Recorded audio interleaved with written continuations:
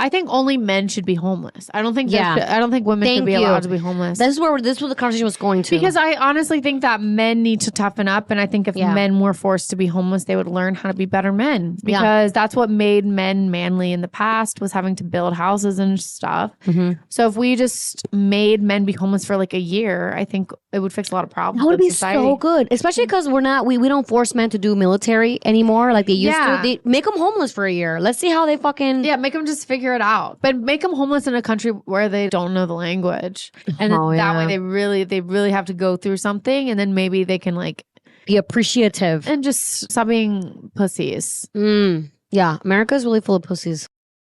I don't feel good about being white every day.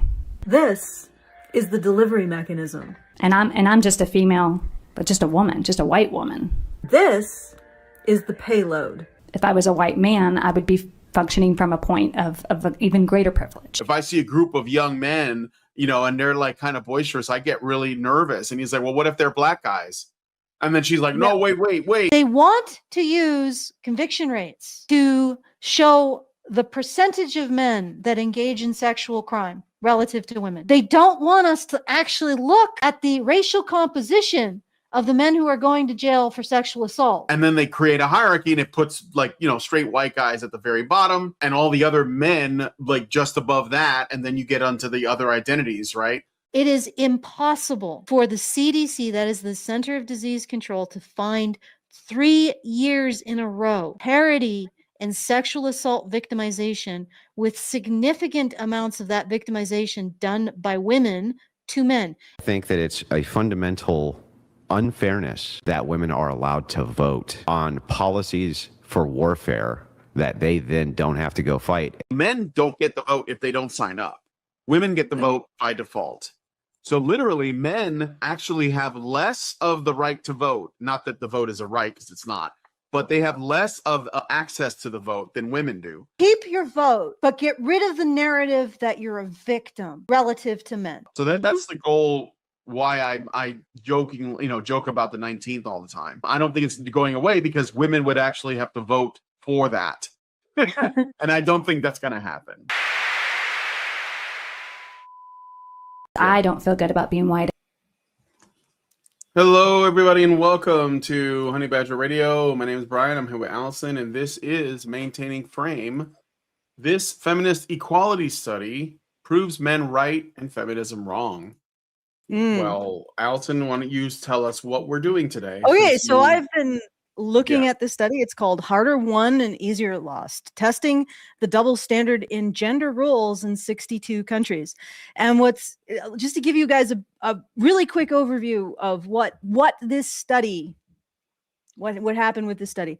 So feminists investigated reality, found out that feminist framework, like reality doesn't actually support feminist framework. And then they took the data and they jammed it into their framework, broke the entire thing, and then presented it and said, it sort of works if you don't look at it closely, but we're going to look at it closely. So essentially the overall finding of this is that around the world, let me just give the strongest finding. People do not like weak men. That is the central finding of this. You wouldn't notice that from its publications, the articles on it, or how it frames its result, but its most central and strongest finding is that people do not like weakness in men. They don't like vulnerability in men. They don't like men having needs. They just don't like it, Sam I am.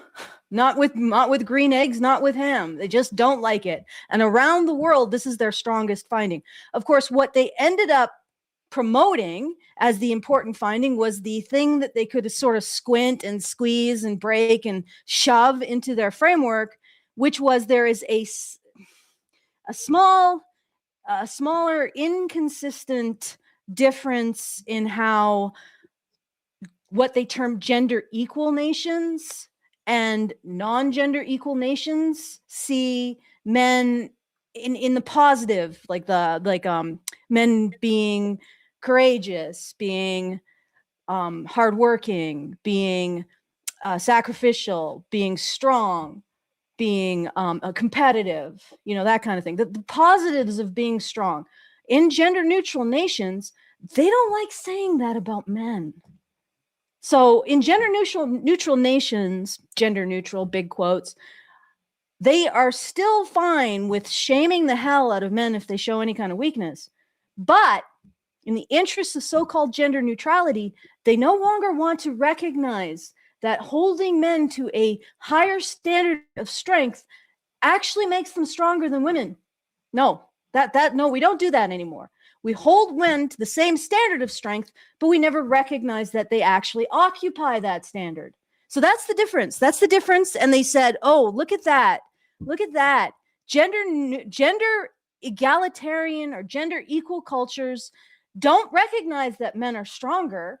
Therefore, they herp-a-derp, more pressure somehow, male privilege, patriarchy backfiring. Our results are entirely accurate. It's not. It really isn't much better than that. But we'll go through all of the steps of how they justify everything that they say, and how it is all fundamentally wrong.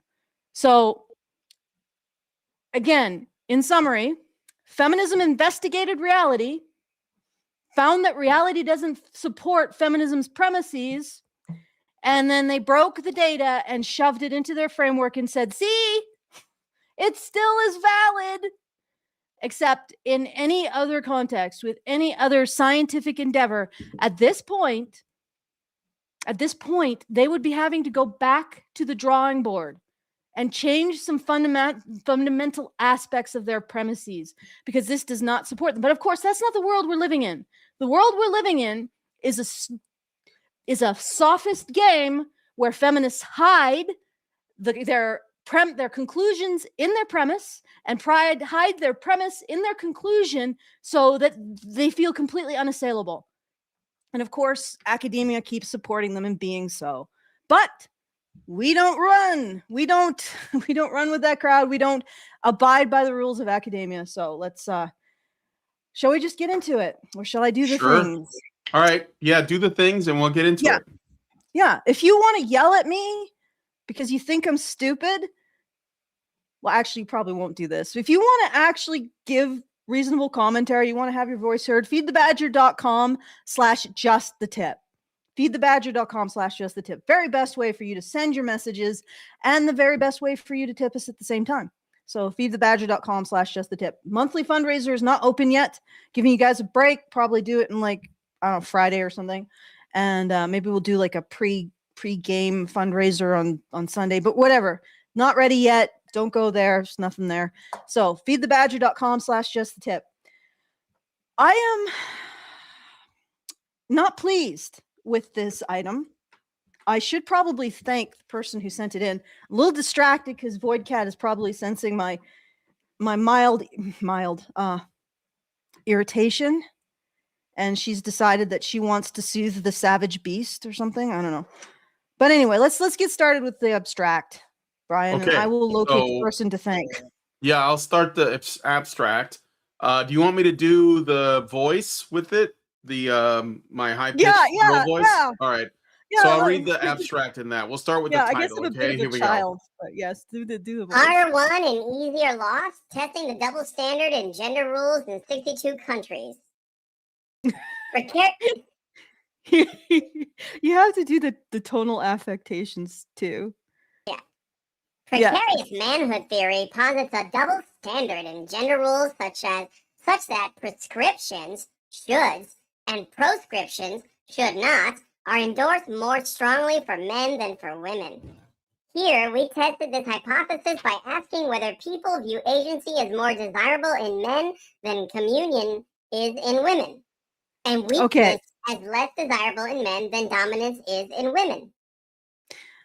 Okay, so essentially they're saying prescriptive is something you shouldn't do, prescriptive is something you should do, and they're looking at the shoulds and shouldn'ts for men and women. And they used to say, oh, gender roles are more strict towards women. But of course, That didn't fit reality. So feminism then pivoted to, of course, gender roles are more prescriptive or proscriptive when it comes to men. That is, there's a whole bunch of things that men shouldn't do. That's because they're trying to maintain their privilege. They didn't actually say, you know what, if our confabulation didn't actually predict something in this situation, maybe we should go back and reconsider the essential components of our bullshit. No, they never did that. They never do it. Never. Don't. Feminism will never be proven wrong. It will only destroy its host country and host society. That's the only way you're going to get. It's going to destroy its host, because it will never be proven wrong. Even though it is wrong, it will never be proven wrong or accepted to be wrong. But anyway, instead of going back and changing their premises and saying, maybe something's wrong here, maybe something's rotten in Denmark, they just went on with their bad selves and threw out another epicycle, right? Another feminist epicycle. It's patriarchy backfiring. And also men, the privilege is so delicious that they have to constantly be destroying each other to maintain it. That's how they put each other first. That's perfect. Sign it, stamp it, throw it into the presses. And they keep doing this because they can't allow their fundamental questions or fundamental premises to even be questioned or even be framed as questions. This is the thing that I've been stumbling over for years. They don't even have a falsifiable question in relation to feminism. So it's not even in a position where it's done the first step of being falsifiable.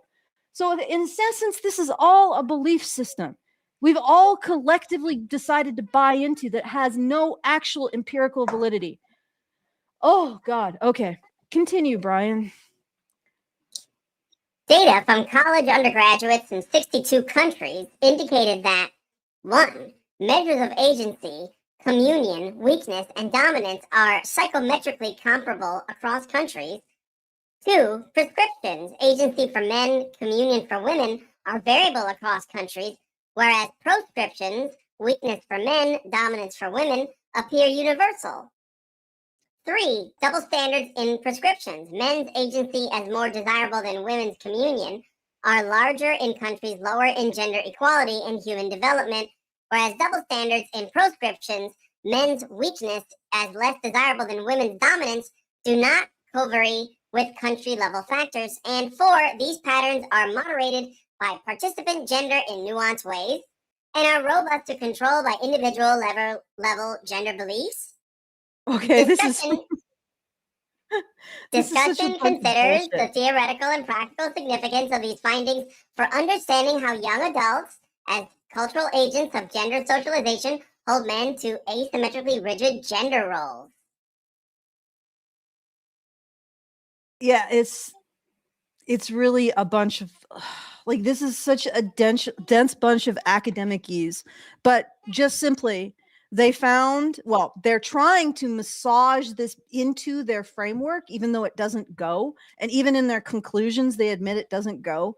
But so they latched on to the one finding that could plausibly continue to support feminism, which is that in less egalitarian, I'm cringing because this is the idea that this has anything to do with gender egalitarianism or gender equality is insane. But in what they're terming gender equal countries, they are just more reluctant to recognize that if you hold men to a standard of strength and tell men not to be weak, and you don't hold women to the same standard, that men are going to end up being stronger, or even that men inherently lean towards seeing themselves in terms of agency and strength than women. So you have those cultures that are willing to admit the consequences of their own expectations on men. And then you have the cultures who are in deep denial, deep denial, and insist that even though men be held to a higher standard of strength and avoiding weakness, we cannot recognize that they occupy a position of higher strength and lower weakness than women. So, in other words, they found that the West is really delusional. And it's really delusional along the lines that we decided to be really delusional about, which was feminism. But they can't say that. So they say, oh, well, sort of found that less gender delusional countries have less gender delusion, I guess. Therefore, the feminist model is correct. Okay. Do you want to start with the, I did find out who I have to do a shout out to. Thank you to Doughboy for bringing this to my attention. Because it was, I just was originally going to read it and be like, okay, well and then it basically was, feminism investigates feminism. Feminism finds feminism is complete bullshit. Feminism reports another win for feminism. So I was like, yeah, we got to talk about this. All right, keep going, Brian. All right, so well, that was the end of the abstract. So should I get into this part here, this first section? Yeah, we'll discuss that. Okay. All right, here we go. Gender theorists have long proposed that the male versus the female gender role comprises a set of relatively rigid rules. And yet, no research tests this assumption directly by comparing the strength with which perceivers endorse gender rules for men versus women. So, can I just add right off the bat? I just want to say call me gobbledygook. Well, no, just when you okay. First of all, gender theorists, like, this is, in my opinion, gender is made up. Like, the word is a made up word, and they actually literally made up jobs to wrap around those words. So I'm already like pushing back against this, in my opinion. Like, the milk's gone bad, bitches. Like, the actual root of the argument rests on the foundation of this whole paper, rests on the concept of gender. And I just don't think gender is real. I used to accept that as an idea. Now, to me, there's just sex, male and female. And within that, there's behaviors and there's a range, but we're not going to call that gender. Like, just because a guy says my favorite color is pink doesn't mean that he's a different gender. Like, I'm not going with that. That is gobbledygook right off the bat, in my opinion. And then, of course, they use this first sentence. Gender theorists have long proposed that the male versus female gender role comprises a set of relatively rigid rules. That first sentence is like one of the baseline presumptions of feminism, which is unproven. No one makes them rigid. Like, the roles, they were, let's say, what worked throughout all of history. Like, if there were any behaviors or habits or tendencies or jobs or activities that men and women did that were different, it was probably because they were unique to those people for the most part, like bearing children or, men dying, basically making themselves expendable. That's not a gender role, and that's not like something that's enforced or socialized into people, in my opinion. But anyway. We got some interesting people in the special chat as usual. Yeah, I know. I see that. Missy Elks 2039 says, nothing better than a woman with her own show speaking out against feminism. Did hubby give you permission? All right. Well, here's the funny thing. I'm speaking out about feminism, and I'm still able to do this stuff. QED, your entire belief system is nonsense. Like, you don't need feminism, and we never needed feminism, right? Never needed it. In fact, I remember, this is something I've said before on this channel. My mother died of lung cancer 2007, and she had a whole bunch of feminist professional friends. And at her funeral, they said she was a woman who didn't need feminism, and no woman does, right? Because she was a person who just decided to do what she wanted to do, and she did it. And if people didn't like it, they could lump it, right? That was the kind of person she was. She didn't need feminism. But if she didn't need feminism, then no woman does. All right. Let us continue. Okay. Let's see. Where do we leave off here? All right. Yeah. Here, using precarious manhood theory as a frame, We test the double standard in gender rules by asking whether people endorse trait-based gender prescriptions and proscriptions, i.e., rules conveying the traits that people of different genders should and should not have, more strongly for men than women. So, again, this is, I don't know, like, there's no objective way to measure this stuff because it says we test the double standard in gender rules by asking whether people endorse trait-based gender prescriptions and proscriptions more strongly for men than women. That the traits that people of different genders should and should not have. Like, all you're trying to measure is basically somebody's subjective judgment of somebody else. And of course, men are more harshly judged. That's what they found, right? Yeah. Yep. And maybe that's why men are better. I don't know. Like, I know people want to say, well, men shouldn't be getting judged, but I mean, like, maybe that was like making them more resilient, and maybe us like pretending like women should never be judged is making them into weak people, like just weak. Period. Yeah, weak people, like the person in the special chat who lets feminism be her personality and her intelligence for her, do her thinking, and provide her a backbone. Well, I have my own ability to think and I have my own backbone, so I don't need anything to provide it for me. Thank you. Yeah, no, that's entirely true. We could be looking at something that maybe women should be held to a higher standard. Maybe there should be more, proscriptive don'ts for women. Right? Maybe the fact that around the world women don't get as many prescriptive don'ts, apparently, according to this study, is the actual problem. Not that men get too many. Then maybe we should just give women more. Maybe that's what we should be doing. But no, that's never entertained. And it's also never entertained that this is actually something. Now, I know that you don't want to talk about gender and maybe not look at the burdensomeness of this, but it's never entertained that this might be a unique burden placed on men, and you might want to put that unique burden into your analysis on who is quote unquote oppressed. That's never entertained at all.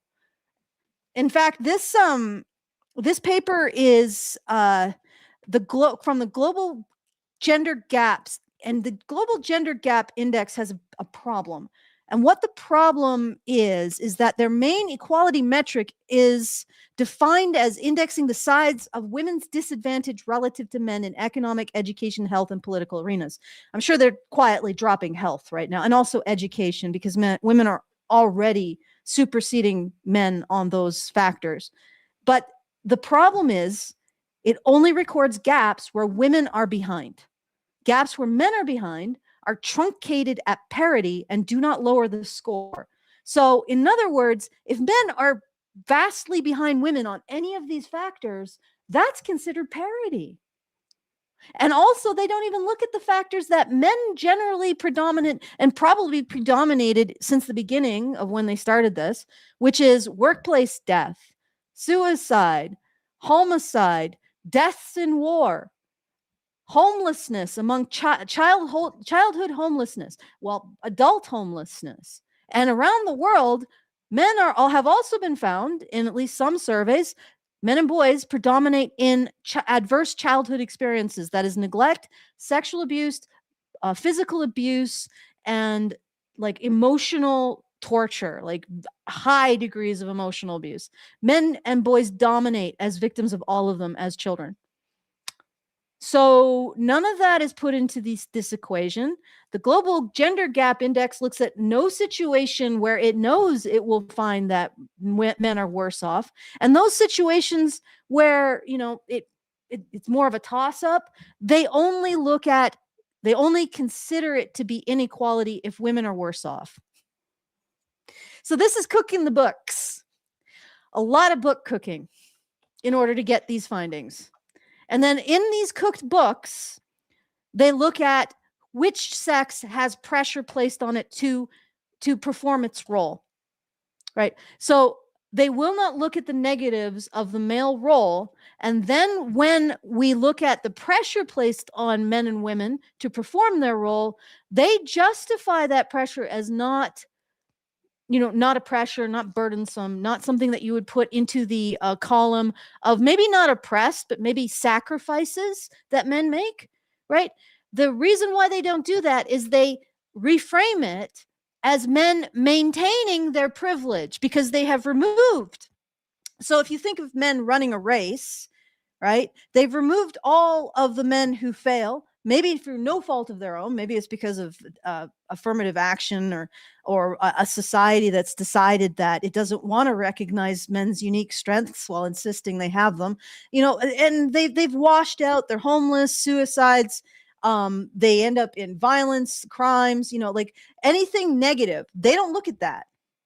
They only see the men who win the race.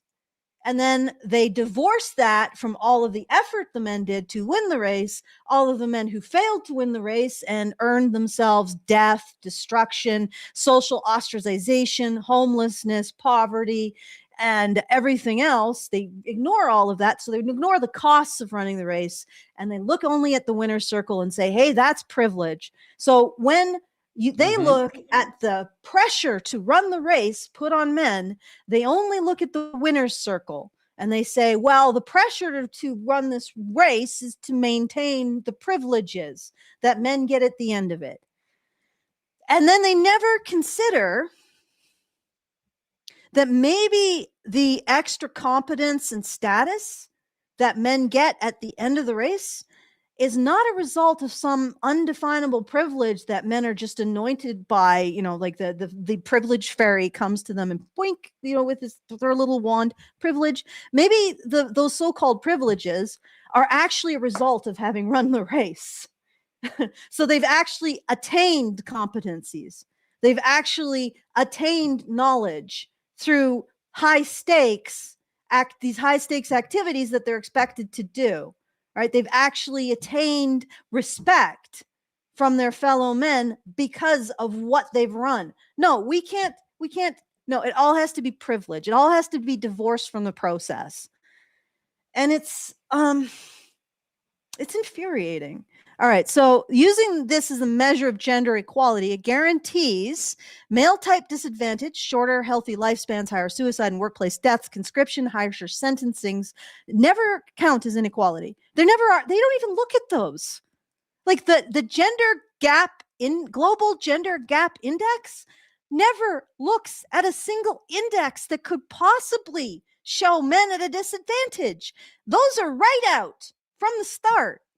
Any remaining male tilted advantage is automatically read as suspect privilege, while male burdens are structurally invisible in their models. So if women ever superseded men economically, that would be considered equality. If they ever superseded men politically, that would be seen as equality. They're already superseding men in health and education. Now we've got equality. So if men are a permanent, grinding, third-class group, the global gender gap index would look at that and say, look at all the fields of equality that we've had. Look at as far as you can see, equality.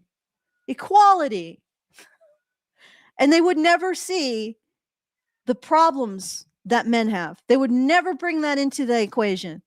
So no matter how well every single woman is treated, that is only ever equality. No matter how better women are treated than men, that is only ever equality. Okay. Yep. I have a lot to say about this. It's all right. You want to read on? It's all right. Moving on? Yeah, sure. All right. Specifically, this pre-registered study examines the universality of trait-based binary gender prescriptions and proscriptions among college students in 62 countries, compares the strength of endorsement of these rules for men versus women, and tests whether the double standard in gender rules is larger in less gender equal countries. Show me the next section. Yeah, I think I covered that. Yeah, keep reading. Yeah, okay. Precarious manhood and the double standard in gender rules. Precarious manhood theory states that manhood, relative to womanhood, is widely conceptualized as a social status that is hard to win, easy to lose, and must be proved repeatedly via action.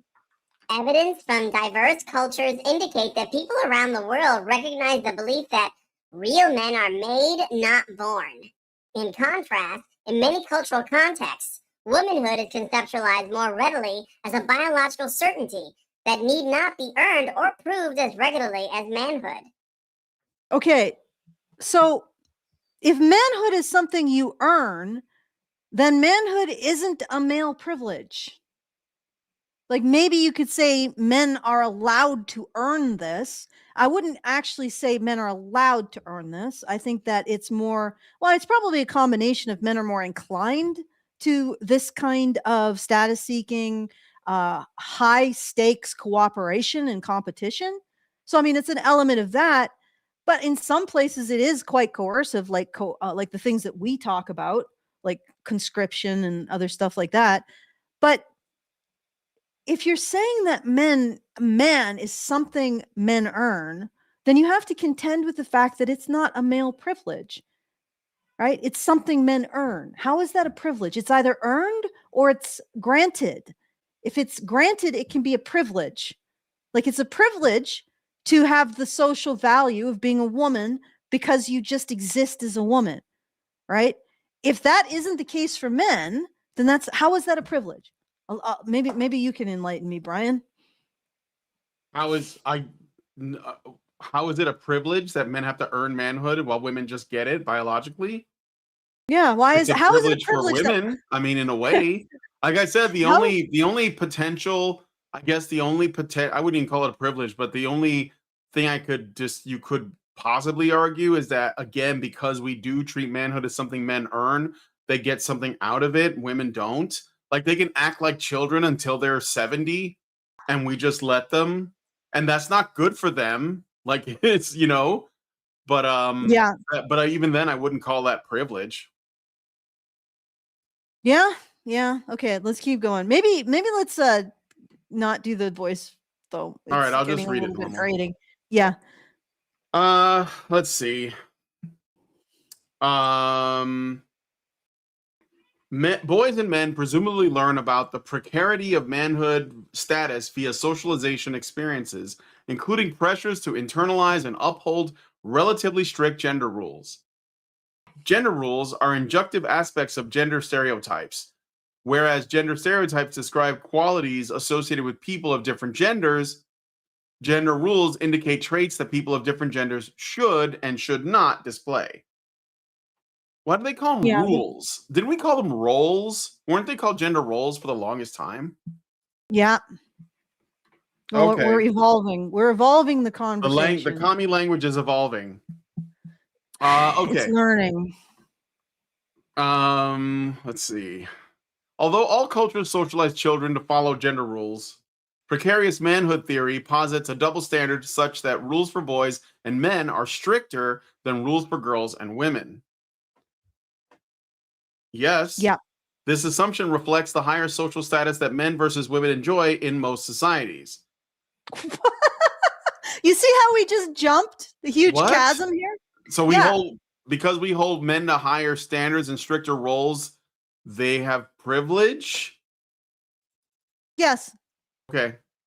Yeah, no, you see, if you're held to a higher standard before you're given social value, you have privileges.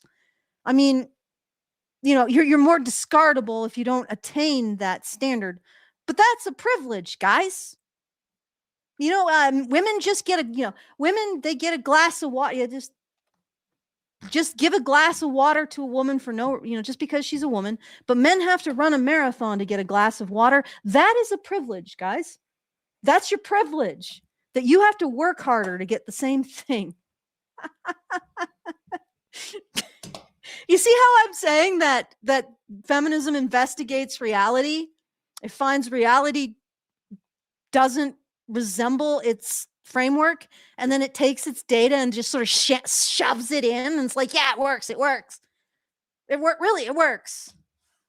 Like a very, very fat woman squeezing into a bikini. Yeah.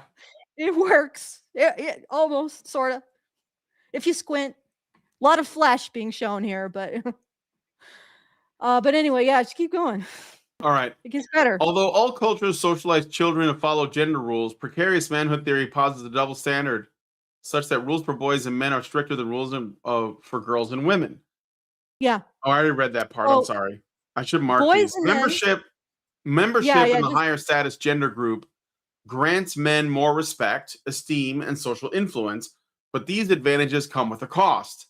The boundaries protecting what? These advantages come with a cost. We just went through, okay? Men are more likely to be treated as expendable if they don't live up to a standard. But if they live up to a standard, people are like, hey, you overcame the expendability of being a man. Bravo! Bravo, men! You endured the ball kicking machine. Yay! And then they're saying that's a privilege. Yeah. Well, because they get, according to this, they get more respect, esteem, and social influence. But again, you're looking at the winner circle, right? Yeah, but also they're also looking at their big finding is that so-called gender equal cultures don't grant men this respect, right? They don't actually recognize that men, they should be recognized as occupying these positions of strength relative to women, right? Those are gender unequal cultures actually recognize that. In gender equal, quote unquote, cultures, men don't get that privilege. They don't get that status. So they just get, don't be weak. If you're weak, we'll kick you to the curb. Unlike your sister, her weakness is a call to action to make sure she's taken care of. Your weakness is a call to kick you out, kick you to the curb, and get rid of you. Like that's what we say in the West. We just don't say that's because as a man you should be strong, right? That's what makes a man. And as a man in train and about to become a man, a boy about to become a man, this is the standard that you are aiming for and you are uniquely capable of attaining because you're a man. They say that in gender unequal societies, and gender equal societies is just don't be weak. And of course, gender equal societies are the better societies. And of course, men do this. Men maintain this strict gender pressure, gender punishment, like gender filter, because at the end of the day, they get to be said to be respectable as men. So they maintain this gender filter in order to get the asymmetrical respect as men. You see what I'm saying?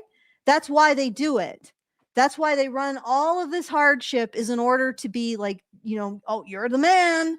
And this is what this paper is proposing. And yet, even though all of the hardship is still in the gender equal countries, but they just don't get that you're the man thing at the end. You get what I'm saying? Yeah. They're saying that the respect is why men do this, not protecting and providing for their families. Right, they're doing it. It's just like men go to war for glory, not because they're fighting for their country or they're conscripted. Yeah. Right. Yeah. Yeah. Like even that assumption, delusional enough. Even that's delusional for sure. But even that assumption, again, that assumption about why men do those things only looks at the outcomes of the men who come back alive and get medals. So like they're looking at those men and they're saying, oh, that's what, like, not the dead men, the ones that never come home, but like the few who do and are decorated for it and, have PTSD and like whatever else. But that's not, we're not going to talk about that. Right.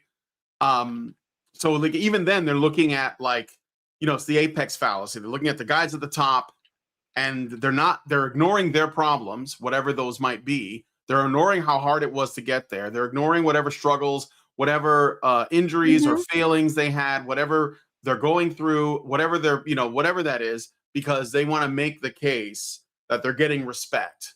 Like, yes, if you went to Vietnam and you watch your friends like get killed, and you come back and you got shit on by protesters that hated the war, and everybody come after you, but you still wore your veteran hat or whatever, and then people would like give you, you know, accolades for what it is, which isn't really much when you think about it. Oh, you get to park a little bit closer to the restaurant. You get like you know, free meals at certain places, and people will tell That's you why thank you for went your to service. Nam. But what? That their proposal is that's why men went to Vietnam. Yeah, Was to they get went to Vietnam for that. Right, exactly. yeah, That's to what I'm get saying. closer It's parking ridiculous. spots. Yeah. And they also don't recognize that maybe running this gauntlet of greater stakes, basically greater pitfalls and greater expectations, is the reason why men get the respect, right? Like they've told, like the mentality that they're bringing to this is bizarre, because they think that simultaneously men have this massively difficult race in order to get the respect at the end, and that's the only reason why they do it. And they think that they're enforcing the difficulty of the race for the respect at the end, right? And they're doing all of this for no reason except, I guess, to give each other back pats at the end, butt pats at the end. And it's like, this is so divorced from reality. Like feminist conjecture is so divorced from reality in trying to understand why men do this. It's actually sort of hilarious. We construct this gigantic obstacle course before men will get basic human respect, or even respect for their skills in covering the obstacle course. And we did it completely arbitrarily. We just did it so women couldn't do it, to exclude women from it. It's completely arbitrary. And when we just did it because we wanted at the end to be able to pat each other on the back for running the obstacle course. That's what we do as men. We have absolutely no interest in making sure men are capable of protecting and providing for the women and children in their lives. We just have this arbitrary obstacle course that only exists so we can pin little stars on each other and say, hey, you're a man, you ran through the obstacle course. Yep. It's so fucking stupid. This entire framework, it's so up its own ass. Okay.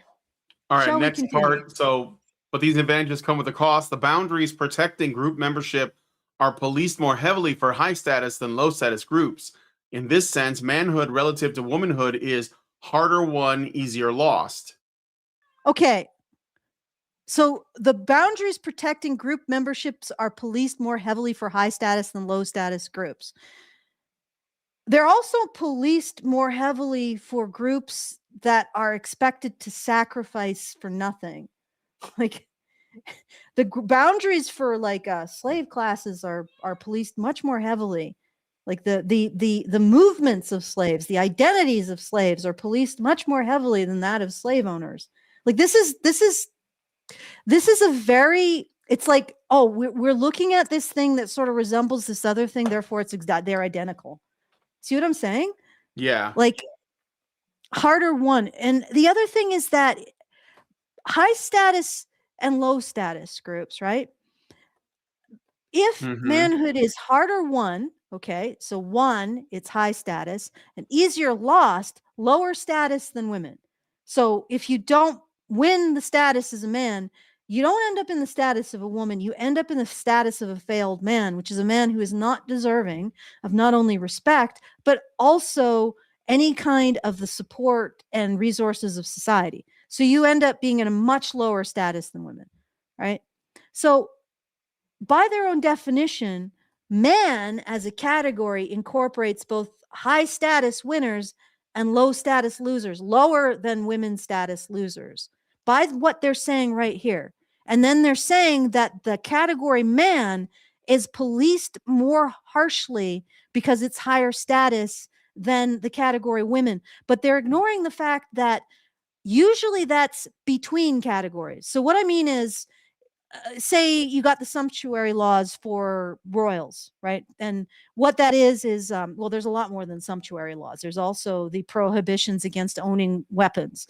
So royal families and aristocratic families could wear certain colors. They could wear certain fabrics that were more expensive and elaborate and beautiful, and they could have weapons, right? And the peasants weren't allowed to have those things. So those were genuine ways of policing the aristocratic identity and making it exclusive to them and excluding peasants. But that's between two groups, right? Okay. So what they're doing here is they're saying that men police their identity more, right? Because you have the high status men policing that high status identity and saying low status men aren't allowed to have it, even though it's actually a race that all men win, or all men run and some men win. But that's not what's happening with the peasant versus the aristocratic. The aristocrat is preventing the peasant from having access to the identity. In the direct parallel that they're making, or they're trying to make, it would be men policing women to prevent them from having access to the male identity. And that's not what they found. They found that the policing on women is less, and men don't police women. In fact, women are the only ones who really even police women at all, a little bit, at least in terms of the expectation that women be warm and communal, right? Yes. Yeah, it's like, but men aren't policing women at all, really, anywhere. So the analogy that they're using, the aristocrat versus peasant policing of identity, doesn't apply here, but they're trying to make it apply inside the identity of men, right? So because men police the identity of man, you have to be useful in order to be a man. They're saying that it is the aristocratic identity. It's identical because aristocrats police their identity against peasants, but men don't police their identity against women. This is so there's no actual, they're trying to make a comparison here that doesn't exist. And they're trying to make, it's a legal term. They're trying to make parts become a whole. They're trying to say, oh, well, aristocratic identities are policed harder. Male identities are policed harder. Therefore, their high status identities relative to women. But the aristocratic policing isn't necessarily within, at least it's not as powerfully within, it's between the two classes. Mm-hmm. And this is fundamentally flawed. Hopefully I explained it in a way that people understand. But this is like sophistry right here. And it is in fact completely false.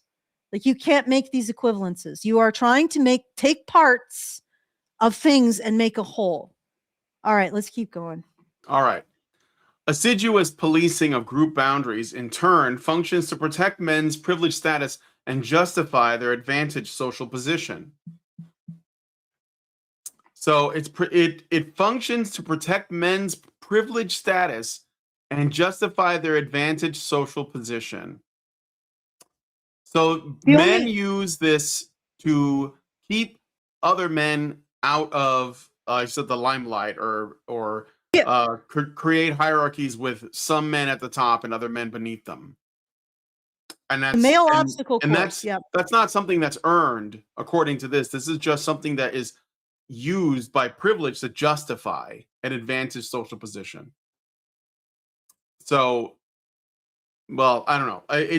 I don't think men have a problem with hierarchies that are fair and just and based in meritocracy.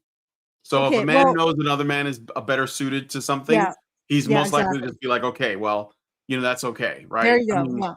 They compete as a means to test the weaknesses. Like if there is like an opportunity to make a system stronger by putting a better qualified person there, they will compete in those areas.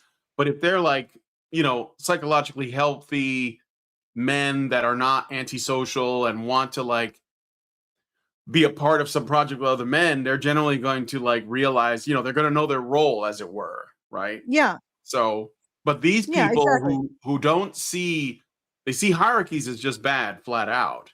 That's why they're criticizing this. They're saying, oh, these men are, you're as deserving as any other person to be in this position. But of course, women are even more deserving to be in these positions.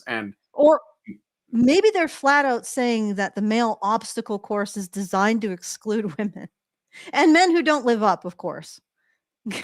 I don't Yes. know. It doesn't make any sense. Assiduous policing of group boundaries in turn functions to protect men's privileged status. Yes, they're trying to say men are aristocrats, but the problem is that men aren't actually policing the boundaries of in the way that aristocrats policed it against peasants.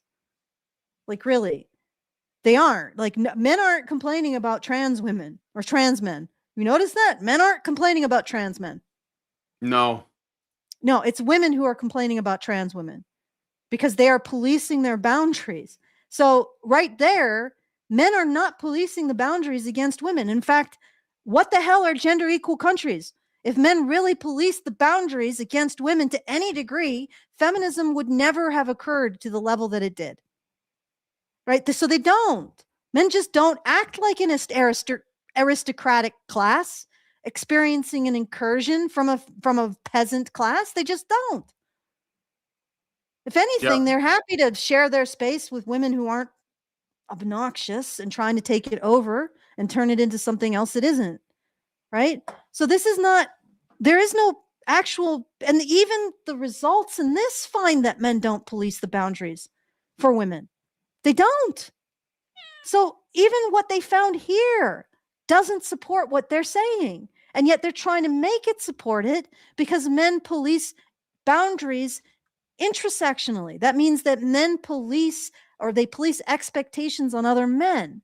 So they're trying to make men policing other men evidence that men are oppressing women. And it doesn't work. Because men police other men in order to make sure that those men are capable of protecting and providing for their women and other vulnerable members of the community. That's why they do it. Of course, they won't acknowledge it in this paper. So they have all of this incoherent, like, sophistry that they're doing. They're trying to make parts be a whole, and as they are here. And it's ridiculous. They're trying to say that men's identity is contingent, but it's also male privilege. Even though it's not conferred simply because you're a man, you have to earn it. But earning it doesn't actually create it. That's the other thing. There's no concept that going through the obstacle course makes men better able to go through obstacle courses. This isn't just like you just go through this arduous obstacle course and they're at the end saying, well, the reason why you went through that was just because you're male privileged. No, they just went through an obstacle course. They went through a genuine adverse experience and figured out how to do it and overcome their own, whatever might stop a person from being able to do it. Like, so there's no acknowledgement of any kind of reality that men might be doing this because of reality. Not just because they want to pin stars on each other, but only sometimes. Like, yeah. Well, even then, like most guys know that that's not even like a good reason. Like they reject the idea of making themselves exposable for the hope that maybe they'll get like their gravestone will have like a certain marking on it or something that shows that they served their country or whatever. Like there's a recognition, and it's like a complete, like these people's perception is completely divorced from that reality. Yes, and none of this happens without risk, and that on average men know the risk. I don't know that there are guys just like, yeah, I'm gonna go kill 100 guys and come back with like a kill death ratio of whatever. Like, we're gonna get my Call of Duty score. Like they don't think like that, but these people do. Like this is how you know these people have never had like to make these difficult kinds of choices or being asked to do anything like this. I probably haven't even been asked to have a job, but like a real job where it's it impacts your health. But like this is it's just something came up when you were talking about this. The more a man has to sacrifice in the service of whatever aim it is, the less, in my experience, the less likely he's going to really appreciate a star. Because usually that means that he's had to watch other men make the ultimate sacrifice. Like the men who seem to be most resistant to being awarded are soldiers. Because reminds them of all the men who failed to come back, or that this is what I'm taking from their own testimony, or survivor's guilt, or they don't feel like they're worthy of it, and yet they've made the most sacrifices, and they've seen men make the most sacrifices, and they tend to be the ones that are least likely to really want to get a gold star. Like, so do these people ever actually, like, they occupy the same space as men, but do they ever actually talk to them? Like, all right, let's try to get through this. All right. Let's see. Oh shit, I lost my place here. I moved up ahead. I moved ahead, that's why. Yeah. Okay. So I think you're at noted. Yeah, okay. Okay, here we go. As noted, people around the world recognize the notion that manhood is a relatively precarious social status. Illustrating this, a 4-item scale of precarious manhood beliefs. Other people often question whether a man is a real man. It is fairly easy for a man to lose his status as a man. Displayed adequate psychometric isomorphism, indicating that scores collected at the individual level reflect a meaningful country-level attribute. And yet, no studies have examined whether people also endorse trait-based gender rules more strongly for men than women. However, some findings from predominantly Western cultures offer indirect evidence of a double standard in broadly defined gender rules. For instance, boys report feeling more external pressure to exhibit gender-typical behaviors and to avoid gender atypical behaviors than girls do. Women most oppressed. Yeah. Women free to live however they want, women most affected. Moreover, boys, compared to girls who flout gender rules, encounter more rejection, bullying, and negative evaluations from peers and adults, and more censure and punishment from parents. In adolescence, gender nonconformity is more strongly associated with peer victimization among young men than women. These findings indicate that boys and men versus girls and women face harsher sanctions for violating gender rules, but they do not demonstrate that perceivers themselves necessarily endorse this double standard. After all, It is possible that boys and men who violate gender rules face relatively harsh sanctions because their rule violations are particularly transgressive or disruptive, and not because perceivers and other socializing agents desire or expect more rigid gender rule adherence from them. Okay. Nowhere is there a sense that the men's gender role is probably a non-negotiable. Because if you can't defend your space where you're trying to construct all of the woke utopia you could possibly eat, if you can't defend it, you don't have it. And just based on evolutionary factors, men are much more prone to occupy positions of defense and much more capable. So there's no sense that maybe the men's gender role is policed, because if men leave their gender role, bad things happen. Yes. I mean, if women leave their gender role, bad things also happen. But they seem to be in divorced. A way that is happening. Yeah, they seem to be so divorced, like you let women leave the gender role and it doesn't immediately cause a complete collapse. So you're like, oh, okay, we're okay. And then 3 generations later, you're all drinking out of puddles and living in yurts again. But that's so it's a little bit divorced from its cause. And so, I mean, yeah, both may be the case, but if men leave their gender role tomorrow, we won't have heating, lighting. We won't have electricity.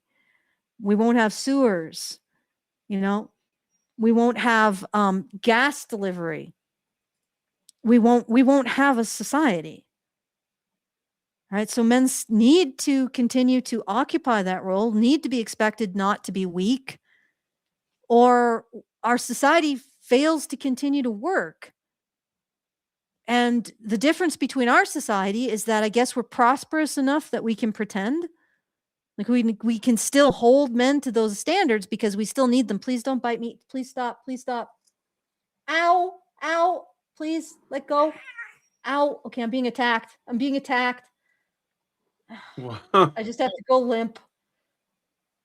Okay, so I will try to continue my thought while I'm being attacked by my cat. Okay, she ceased. All right. So if men don't continue their standard, like men don't continue, then everybody's totally screwed. Yes. And and maybe that's why they're policed more. Okay, let's keep going. Yeah. So let me just see if anybody in the chat. By the way, shout out to the chat. Night motorcyclist, tree surgeon, Jim Bottle, Missy Licks or Ilks, How, Tony Palmer, Selectrovert. That's a funny name. Night motorcyclist, Serene Soul. Let's see who else. Fracas Maximus, Jim Bottle. I think I already read yours, but whatever. Not related to Bacon. Not Kevin Bacon. We're all related to Kevin Bacon. Tony Palmer. Murder of Crows. Frank Blaskowitz. Last Independent Thinker. Mabubnur. Okay. Hello to all of y'all. Thank you for joining us. Okay. Yeah, get those super chats Next in, guys. paragraph. Badger.com Yeah, get the super chats in. Contribute to the conversation. Yell at us if you want to. I guess Missy Licks left. Yeah, so the quitter. craziness was too much for her. Yeah, she wasn't. Well, it's you're disrupting your worldview. She did say something about like you should thank feminism of the 1920s, but we're not going to go down the rabbit hole. How about no? How about that? Yes. Mm-hmm. So, yeah, we're not doing that. Yeah, let's keep going. I think it's more germane. Yeah, you got it. You got it highlighted. All right, more germane to the current investigation. One set of studies examined the number and strength of male and female prescriptive and proscriptive gender rules across different age groups and found that gender rules for men were generally more restrictive than gender rules for women. While these findings are consistent with the assumption of a double standard in gender rules, the study lacked a direct comparison of the strength with which perceivers endorsed gender rules for men versus women. Moreover, the samples were limited to U.S. respondents, thereby limiting the generalizability, that's a big one, of the findings. Okay. Yeah, so, well, I don't know. I don't like the wording. I don't know that gender rules are like bad necessarily. I don't think that they're a thing either, though. I don't think that there's a man book out there or a woman book. I think people, when you allow them the freedom to behave however they want, they're going to generally fall into certain patterns that can be observed in nature, whether they are humans or animals. So I'm sorry, but to call it gender roles, we have to shatter them. That all operates under this, I guess, this idea that all things are socialized and taught, and then therefore can be unlearned. And I have to ask, why? Yeah. Well, I mean, ultimately, I think you're getting a little sucked into the bullshit. The truth is that this doesn't change anything. We're just giving things to women. Yeah. Like we always have. And we're giving things to women at the expense of men, like we always have. Yep. There's no change here, except now we're teaching men an extremely toxic way of viewing themselves that's destroying them. And also our society, ultimately, because we have less healthy men to rely on to actually do the things that men need to do. All right, let's keep going. Contents of gender prescriptions and proscriptions. The current study fills a gap in our knowledge by directly comparing the strength with which college-age educated perceivers in 62 countries endorse trait-based gender prescriptions, agency for men versus communion for women, and proscriptions, weakness for men versus dominance for women. Note that gender prescriptions and proscriptions are not mirror images, but instead reflect distinct dimensions of evaluation. Prescriptions, i.e., agency and communion, reflect two broad dimensions underlying many social evaluations, whereas agency includes traits signifying independence and mastery, communion includes traits signifying connectedness and warmth. Mapping these dimensions onto binary gender, men are prescribed agentic qualities such as leadership, ambition, and competitiveness, and women are prescribed communal qualities such as helpfulness, nurturance, and sensitivity to others. How come women never really show those qualities? Yeah. Well, this whole thing, there's like a bunch of bullshit baked into these, I guess you could say these categories that they're creating. Maybe they do in a sort of a shallow sense. I don't know. Well, Maybe I'm being too harsh. I think it's possible, but I don't think it's encouraged in women. Like at my church, I see it. Like I see the women there. They plan meals together. They bring food. They look out for they're like scheduling each other's baby showers and like weddings, and they're helping out. And there's a lot of that. There's a lot of that. They look out for each other. That whatever.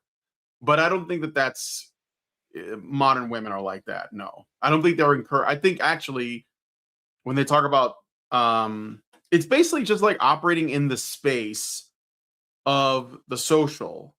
Okay, so like obviously men do that too, but women, it's where they excel. It's like why I say social media is Call of Duty for women, because it can become like a battlefield, and I think that it often is, because I think it's the way that women are there is no encouragement to be all these good qualities that they talk about, like connected and warm to other people in their community. So instead they're just like hostile and competitive, and they try to engage in mate suppression and mate suppressive behavior on other women online. And so I think it's just what gets encouraged and what is promoted, and also what's rewarded. So they act on what rewards them, and I think that does.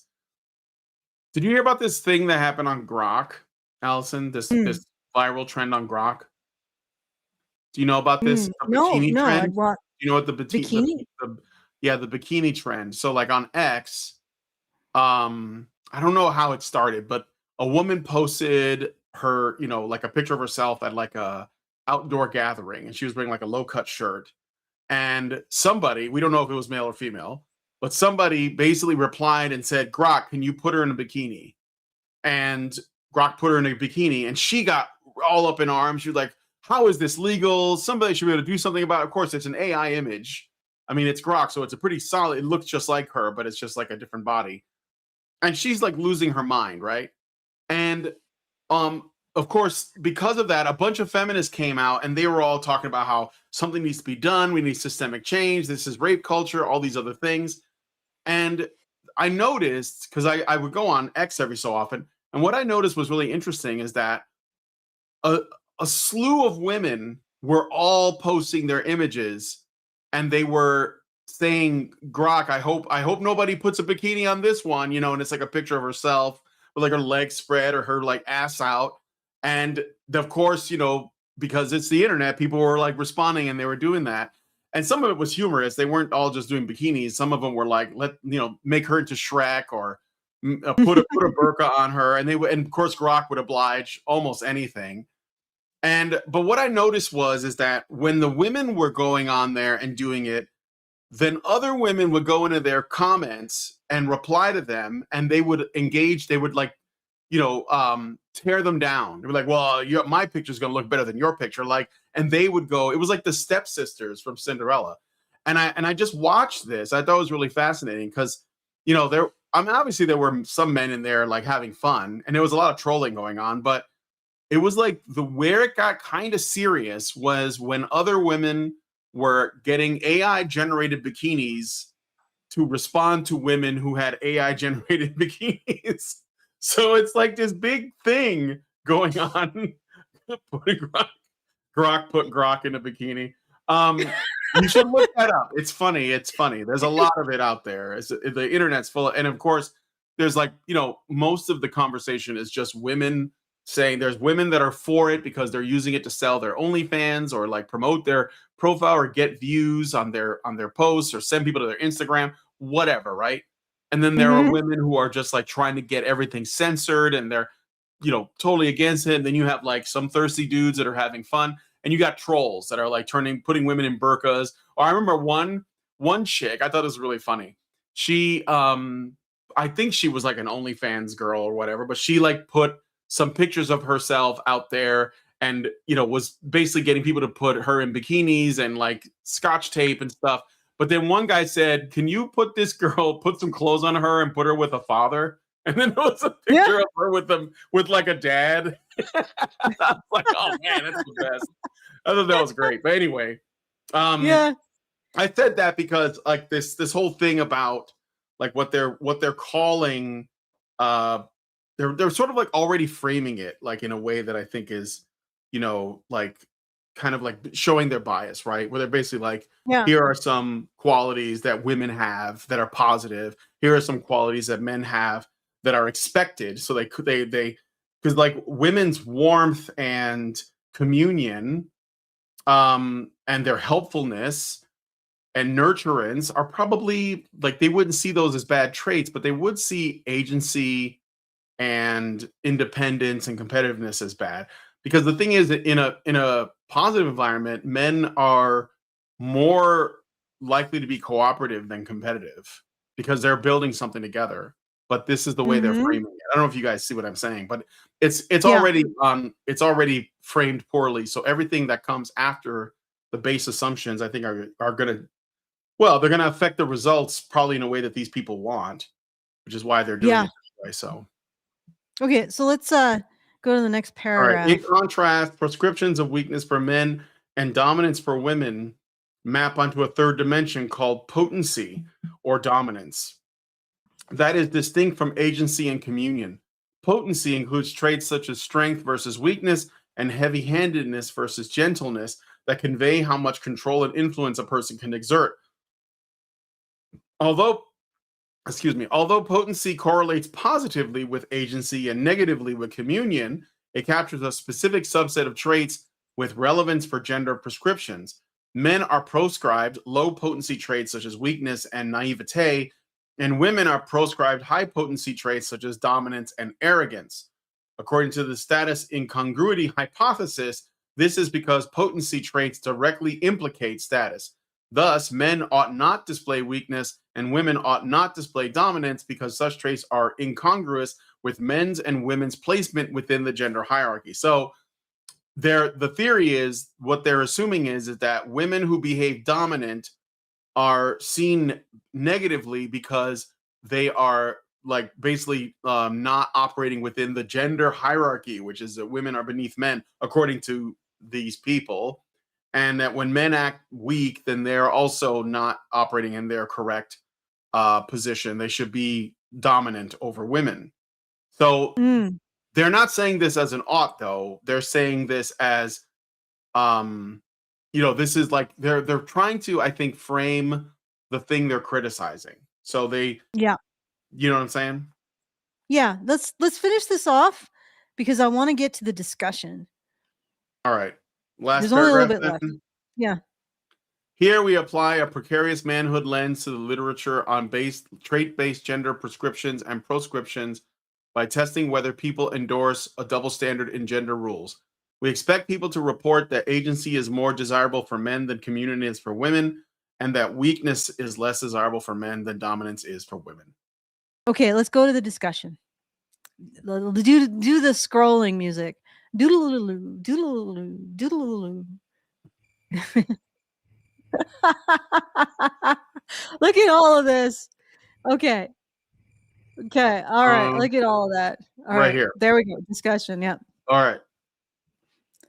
We sought evidence of a double standard in trait-based gender rules, stronger endorsement of prescriptive and proscriptive rules for men and women among college undergraduates in 62 countries, and tested whether this double standard is larger in less gender equal countries.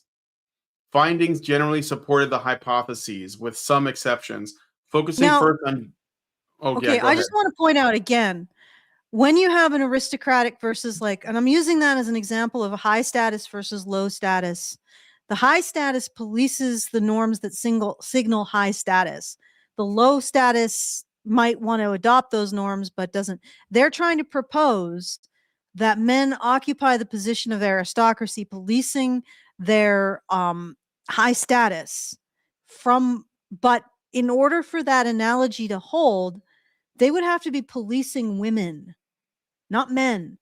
Like aristocrats, they may backbite, but they don't stop other aristocrats from wearing aristocratic colors and aristocratic jewelry and having aristocratic weapons and going to aristocratic events and marrying other aristocrats. You see what I'm saying? They don't stop aristocrats from doing those things. In fact, they encourage it because they're part of a class, and those are the class markers of their status. So they would encourage other aristocrats to engage in the class markers of being an aristocrat, but they would discourage peasants from doing so, right? They're trying to say that men are an aristocratic class. They're a high status class that is discouraging, like that is policing its class, like its class markers, right? But they're not policing the class. They're not saying women can't have these class markers at all, right? They're not. So they're not actually doing what aristocrats do when they police their high status class markers. They're in fact policing other aristocrats from being seen as aristocratic. If that makes sense. So it's incoherent. Throughout history, aristocrats may have policed the boundaries of aristocrat, but if you were an aristocrat, if you were part and you were recognized as part of that group, you were expected and you were encouraged and you weren't prevented from showing the markers of your group, right? You weren't prevented from showing the status of your group. You prevented peasants from doing that. So they're trying to pretend that that model holds for men and women, and they're trying to they're doing a little sleight of hand, you know, like the cups. They're hiding, you know, they're like, oh, you didn't see that, did you? They're trying to pretend that men policing each other is the same as aristocrats policing peasants, and it doesn't work because they are not. Okay. Yeah. All right, let's keep going. Okay, focusing first on gender prescriptions, college students overall rated agency as more desirable for men than communion is for women. But this double standard was not evident universally. In only 58% of countries in our sample was men's agency rated as more desirable than women's communion. However, the magnitude of double standards in prescriptions correlated with country-level gender equality, GGGI, as predicted, such that people in less gender equal countries want men to be competent, determined, and independent more strongly than they want women to be compassionate, understanding, and warm. So they're holding men to higher standards in these countries. Yeah, so you see how this is nothing, like they're trying to make this as men are high status, women are low status, and this all maps to because men police their status amongst themselves. That means that they're identical to aristocrats policing their status against, you know, preventing peasants from adopting their status. That's what they're trying to do, and yet it fails.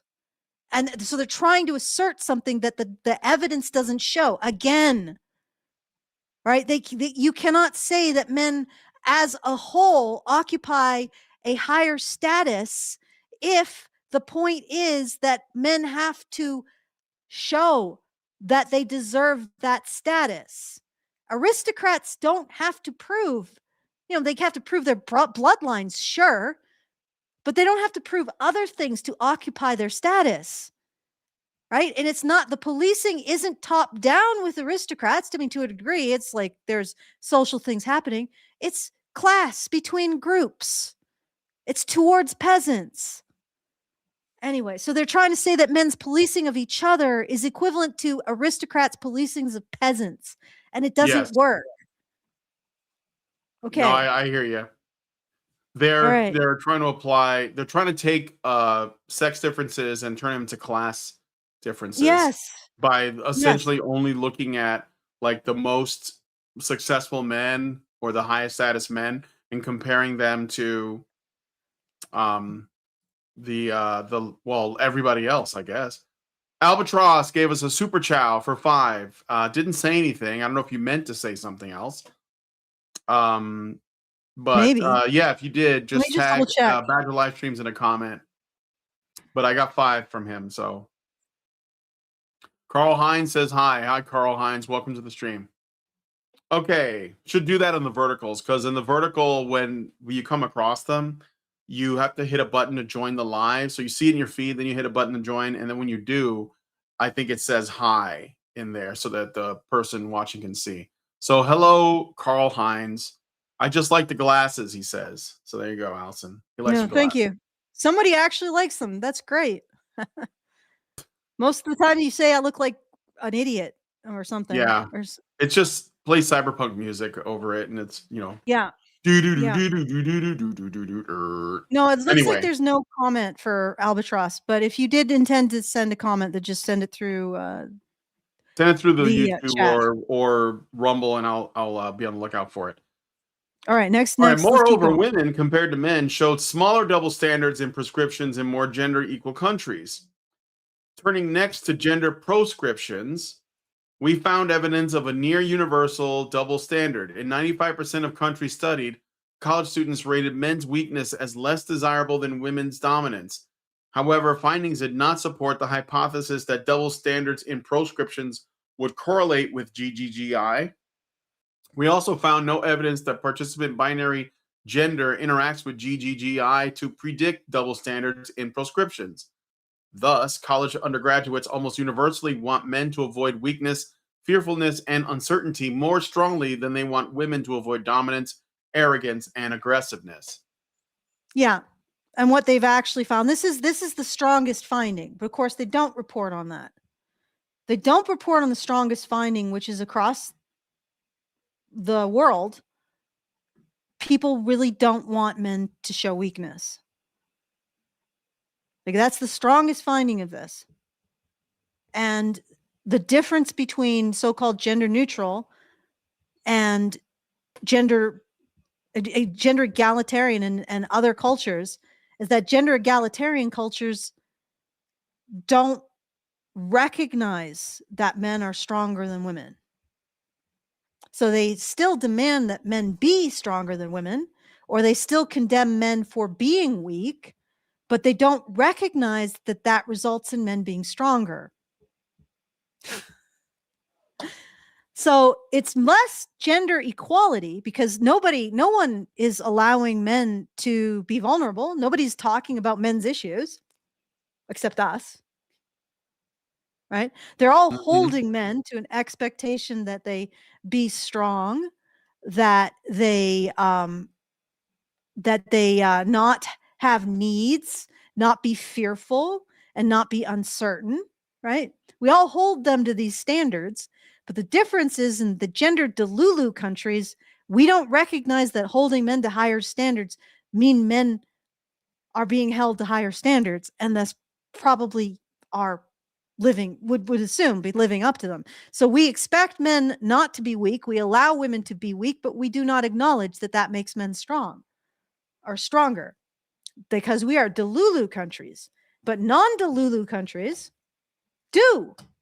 They do acknowledge the effects of this. That's the difference. That's the difference that they found, and they are trying to plug into their framework. And because we can't recognize the harms that men face, the harms that men endure to be recognized as strong, they're seeing this all as privilege. So they're terming the double standard that in the non-delulu countries that recognize that if you hold men to a standard of strength, that means that men are stronger than women. Like that you want men to be stronger than women, and then you're like, oh yes, men are stronger than women, even though those males who fail to be stronger are sort of washout. We don't talk about them, right? But they still recognize that if men live up to a standard of greater strength than women, that means they're stronger than women. They recognize that reality. They are capable of recognizing it, right? That is a privilege that men have. So in these cultures where men have to play the man-killing game, the deadly race, they have to run the deadly race, and then they win. And those cultures that are like, hey, you ran the deadly race. You are a man. As a man, you occupy a position of greater respect for your strength because you ran the deadly man race, right? Those cultures, that's men's privilege to be recognized, right? And then they say that's why men put the pressure on other men not to be weak. And yet, right here, we see a massive problem, a massive hole in that, because the gender delulu cultures, the gender equal cultures, they're nothing of the sort. They're only gender equal because we don't look at men's situation. Those cultures still expect men to run the deadly man race, but at the end, they get a punch in the face and being told that they're privileged if they win. But that's the reason why we force men to run the deadly man race, is because at the end they get to be in the winners. Well, what's the reason why we get men to run the deadly man race in cultures where there is no winner's circle for them? What's their reason? What's our reason for doing it? Like, if that's the reason why men enforce these norms on other men, see, that's their logic, right? This is what they presented at the beginning. Men force these norms, the norm of running the deadly man race on other men, because they get the benefit of putting gold stars on each other at the end, right? Right?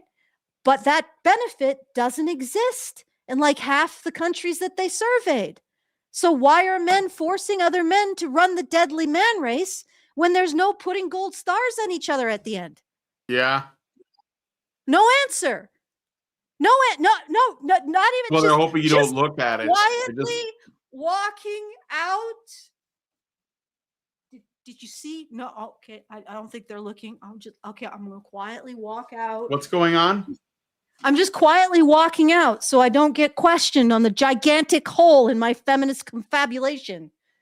Don't worry about it. I'm just doing a physical demonstration of quietly evading the question, Brian.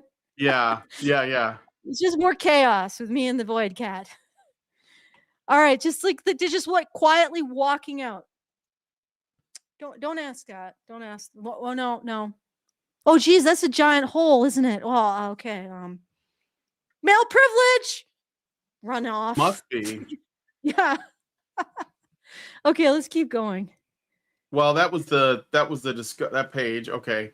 Yeah. Our findings also replicated and extended past studies on gender prescriptions and proscriptions in two important ways. First, we found near universal evidence for agency and communion as gender prescriptions for men and women, respectively, and weakness and dominance as gender proscriptions, respectively.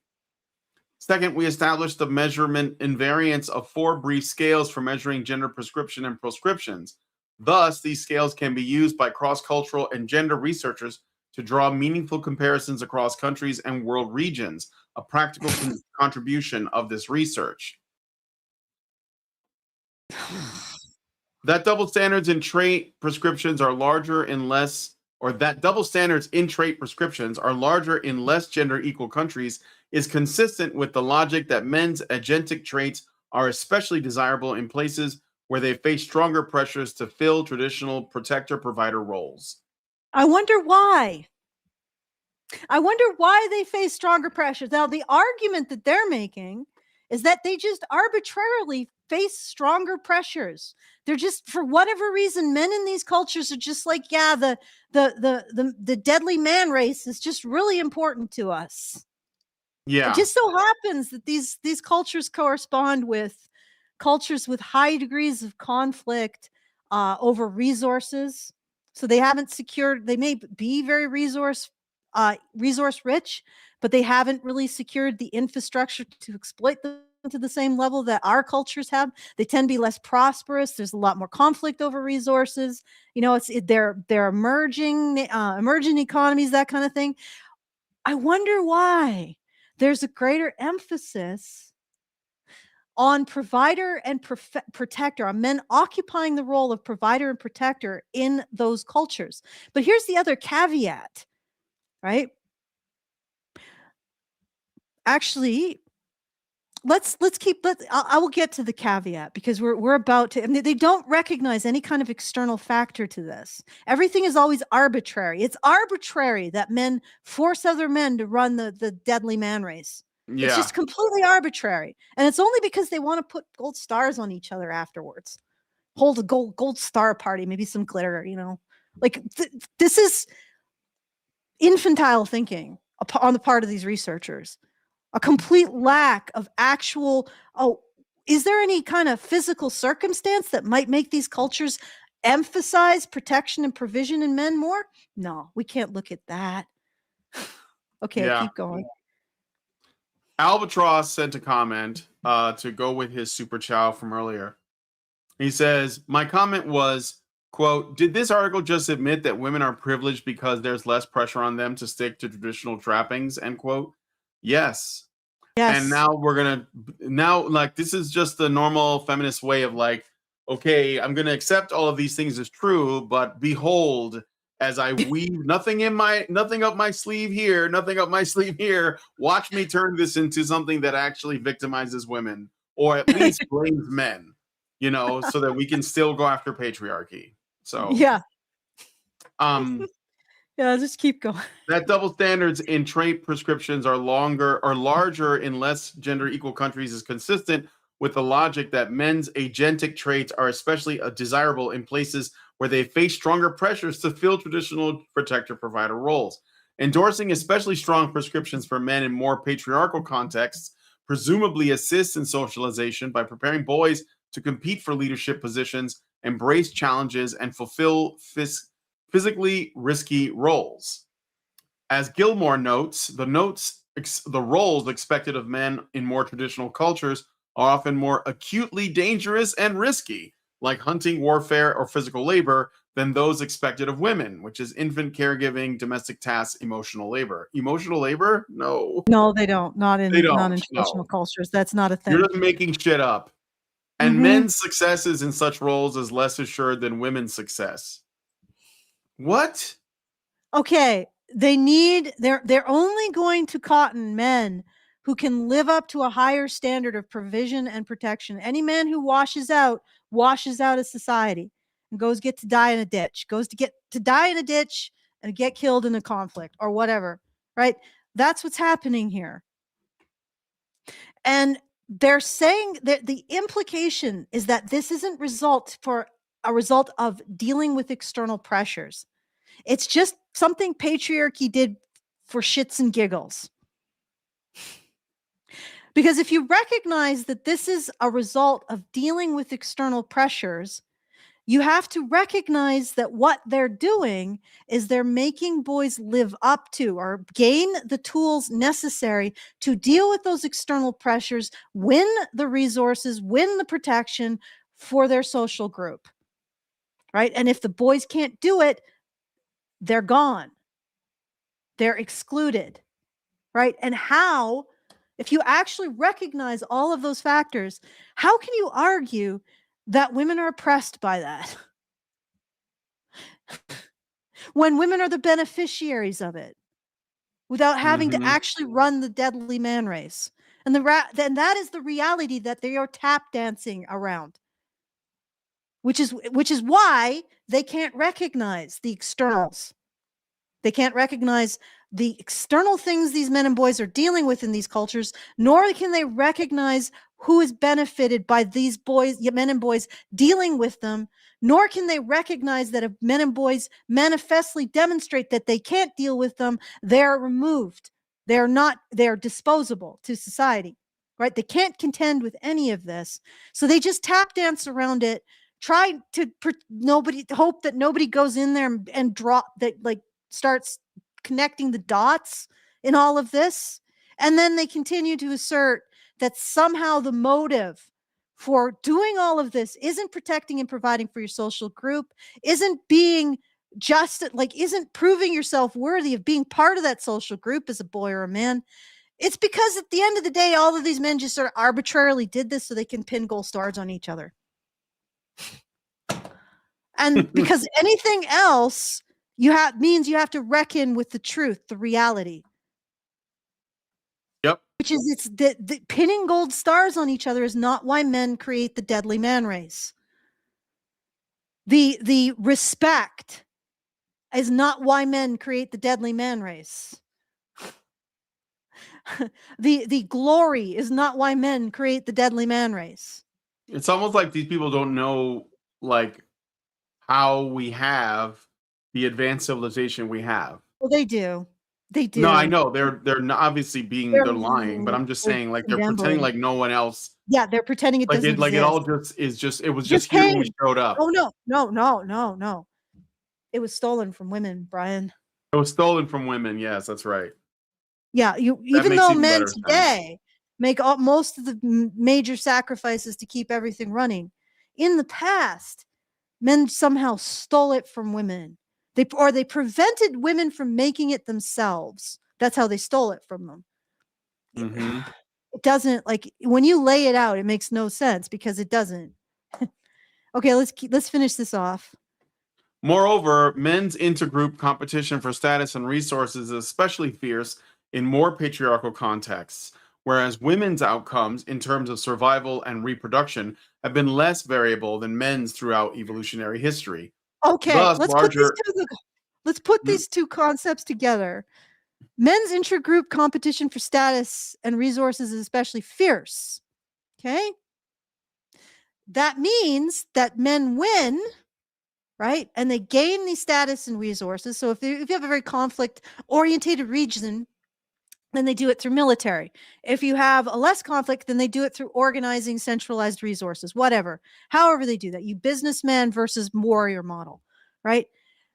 So men take the risks to gain the resources, and the outcome just happens to be that more women survive comfortably. And they're not making the connection between these two things. Men taking the risks, acquiring the resource, and the outcomes being, they say, less variable. But what they mean is more women survive. More women are comfortable. More women reproduce. So they don't make the connection between the sacrifices men are making and the comfort and security that women get. You notice that? Mm-hmm. It's all status. No, it's all games. divorced. It's all isolated. It's all status games, mm-hmm. right? Which is how they manage to say that men pinning gold stars on each other at the end is the privilege that makes them run the deadly man race. That's why they're doing it, you see. They're maintaining the gold star pinning privilege, even at the expense of other men's lives. Okay, let's keep going. Thus, larger double standards and trade prescriptions in more patriarchal contexts perhaps reflect the additional social pressure required to push men into grueling, high-risk, and competitive activities and occupations. Larger double standards in more patriarchal contexts reflects, well, they say perhaps, they're trying to give themselves an out here. The additional social pressure.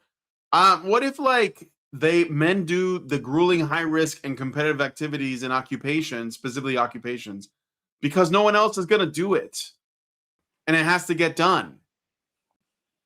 Mm-hmm. Like, what these societies that are more patriarchal, are these like not first world countries, or yes. like how are they? So they're like second and third world countries. Yeah. So they're basically where survival is like at the higher up on the list of things that need to get done. Okay. But still, they're like first world countries still expect men not to be weak. Of course. Yeah. They just don't recognize that the result of expecting men not to be weak and allowing women to be weak is that men are stronger. They just won't recognize that. That's the point. Yes. Okay, keep going. All right. Moreover, as noted, the links between gender equality and double standards in prescriptions were moderated by participant binary gender. Specifically, college women in more gender equal contexts hold men and women to similar prescriptive rules, whereas college men in such contexts find men's agency more desirable than women's communion. This pattern fits with other findings obtained largely in Western, more egalitarian. Huh? They say that really strangely. It just means that they police women. They they don't think that women necessarily need to be, it's not as important that they be communal, that they don't police women as hard. It's basically what they're saying. Yes. And they try to Yeah, say well, it. they can't. They can't Not say it modern like women. that. So they say things like, oh, men being in this way is more desirable than women being in that way.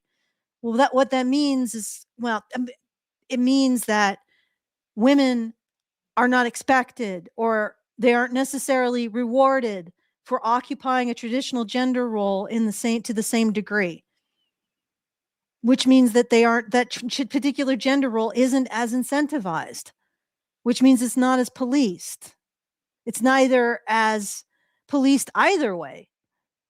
Okay, keep going. All right. This pattern fits with other findings obtained largely in Western, more egalitarian contexts, indicating that men are especially harsh critics of other men's gender nonconformity. Mirroring these findings, perhaps men in more general or gender equal countries are also especially enthusiastic endorsers of other men's conformity to agentic prescriptions. Such a pattern might reflect a defensive response to increasing gender equality, as members of the dominant gender group, men, relative to women in more gender equal contexts, may desire greater gender conformity from other men as a way of reinforcing in-group/out group boundaries. So now they're trying to claim that men are the ones policing other men? Yeah, but do you see what they just did? Yeah, men are the ones policing other men. They've complained this from the beginning. Yeah. Brian. But what they just did right there was they said that in group, out group, right? So they're trying to say that men police, like it's the aristocratic versus peasant thing again. They're trying to say that because men police their own more, that means they feel like they are higher status, right? Like the aristocrats. The aristocrats didn't police their own more than the peasants, at least not the markers of their class. And men don't police women like aristocrats police peasants. They police each other, and they're trying to say, well, they're trying to use the word policing, right? They're trying to just say, well, aristocrats police, therefore men police, other men. Aristocrats police peasants, therefore men police other men. Therefore, the policing means that they occupy a high status group. No. Yes. Right. Peasants probably policed each other a lot more on working and being stoic and doing your job. Yeah. Right? And aristocrats policed peasants a lot more on looking like an aristocrat. Okay, let's keep going. Well, what if okay, so they're framing it one way where they're saying like men are especially harsh critics of other men's gender nonconformity. But what if that isn't because those men are trying to hurt those other men, or they're trying to enforce some kind of strict gender conformity on other men? What if they're looking out for them in a way? Like the way that men look out for each other? Because I'm sorry, but I don't think that anyone is a harsher critic or judge of a man's masculinity than women are. Women are the harshest judges, and you see it everywhere, all the time. So what if men are aware of that and they're trying to help other men by saying, hey man, you're going to get bullied or whatever. So they approach it in a way that is not in the same way that a woman might give that advice, but they are looking out for them. It's like the bright side of bullying in a way.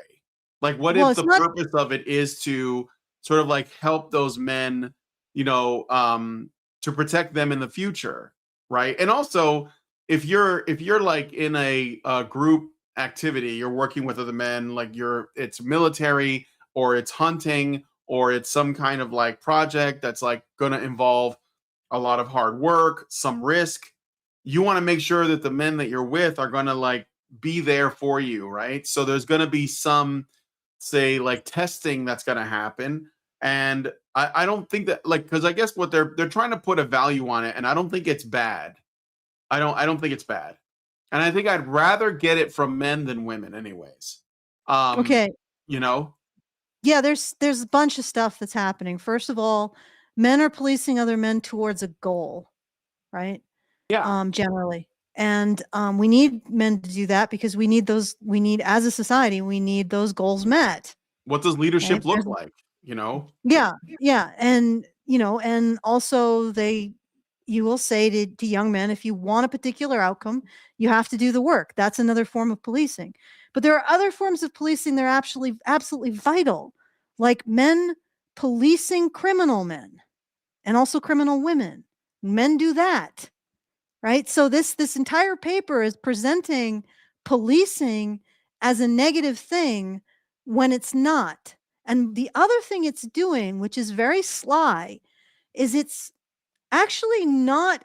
First of all, women do police each other in this paper, but it's presenting that as being an expression of virtue, like it's gender equality. These women are gender equal, and because men police other men more, that makes them patriarchal and something, right?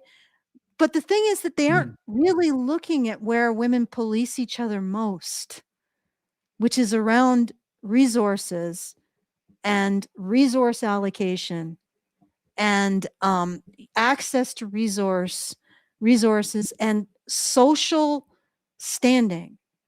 Like, I would honestly say that this is completely, like, this doesn't capture at all how women police other women.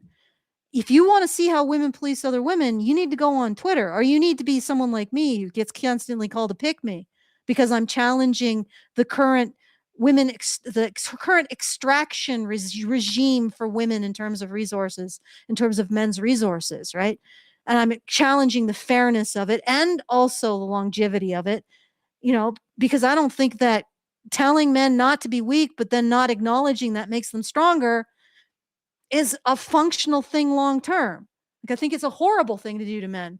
But I can't, I constantly get hit with women's policing. Women don't police other women when it comes to achieving goals. They don't police other women when it comes to being criminal. They police other women when they think that those women are a threat to their access to resources or competition, right? So this paper doesn't capture that at all. So it can't even really say that women don't, or women equally police men and women, because it doesn't capture how women police women.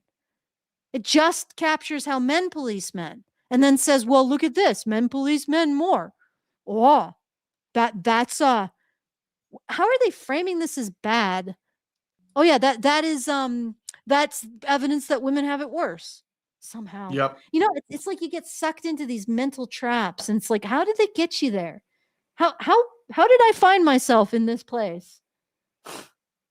Okay, let's keep going. As members of the dominant gender group, men relative to women in more gender equal contexts may desire greater gender conformity from other men as a way of reinforcing in-group, out-group boundaries. Oh, that's how. Because they're trying to allege that men's policing of men indicates that they're in a higher status group and women are lower status than men.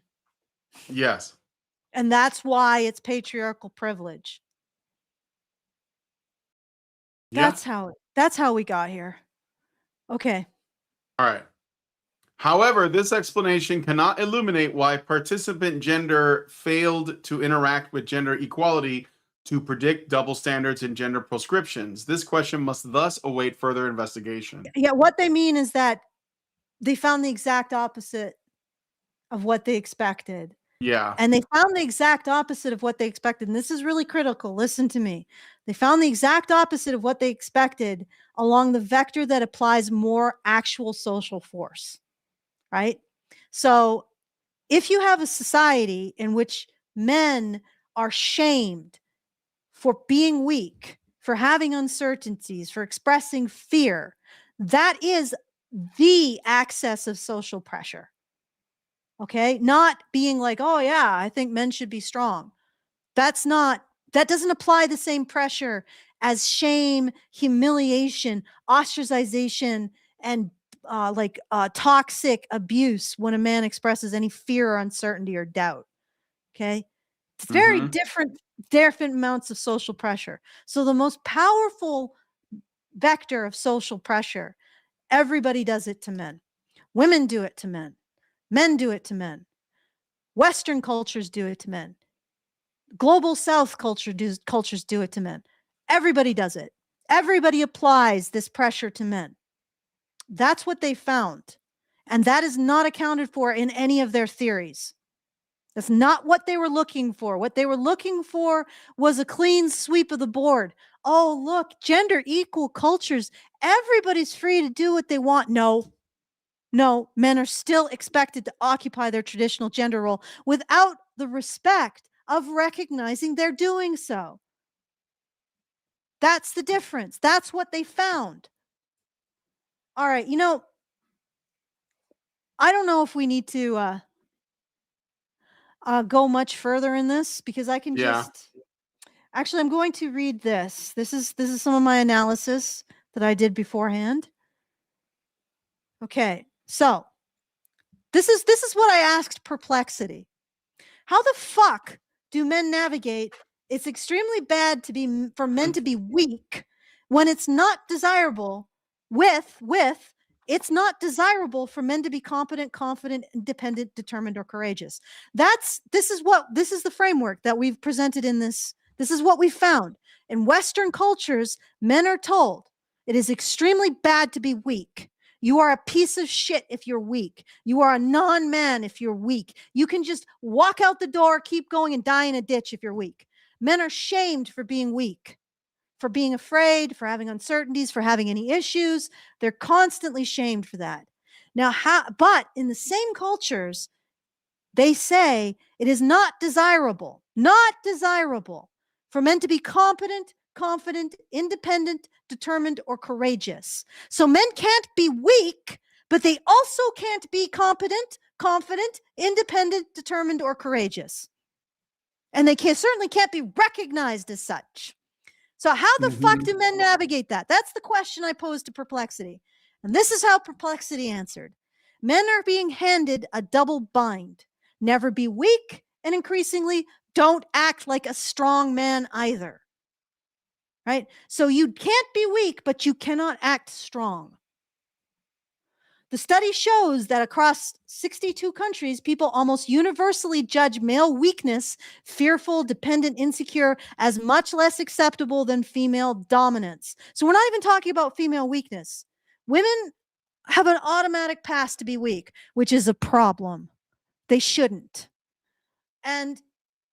But we are comparing male weakness to female dominance. It is far more acceptable in all of the cultures studied. That is the global South cultures, the emerging economies, for a woman to be a boss babe than it is for a man to be weak. Wrap your mind around that. But in the most gender equal countries, agency in men, competent, confident, independent, determined, courageous, is not rated as more desirable than communion in women. And in several such countries, agency is actually less desired in men. Less desired. So if you look like you're competent, confident, independent, determined, and courageous, if you look that way, you're a privileged fuck. You're a privileged piece of shit.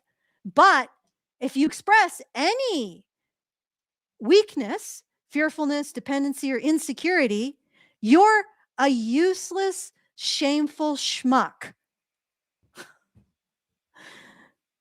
So the implicit message becomes, you absolutely can't be weak or you will be punished and discarded. But we're also uncomfortable explicitly valuing masculine strength, competence, or leadership in you. So you have to watch this little tightrope, right? You can't ever be weak, but you also can't be strong, right? You have to somehow be not fearful, but not courageous. You have to be not incompetent, but not competent. You have to be not strong, but not weak. You have to not be unsure, but you can't know things. That's what the Western world is telling men. You're also uncomfortable with explicitly valuing masculine strength, competence, or leadership in you. There's no stable way to navigate that. It is structured to generate guilt and anxiety no matter what men do.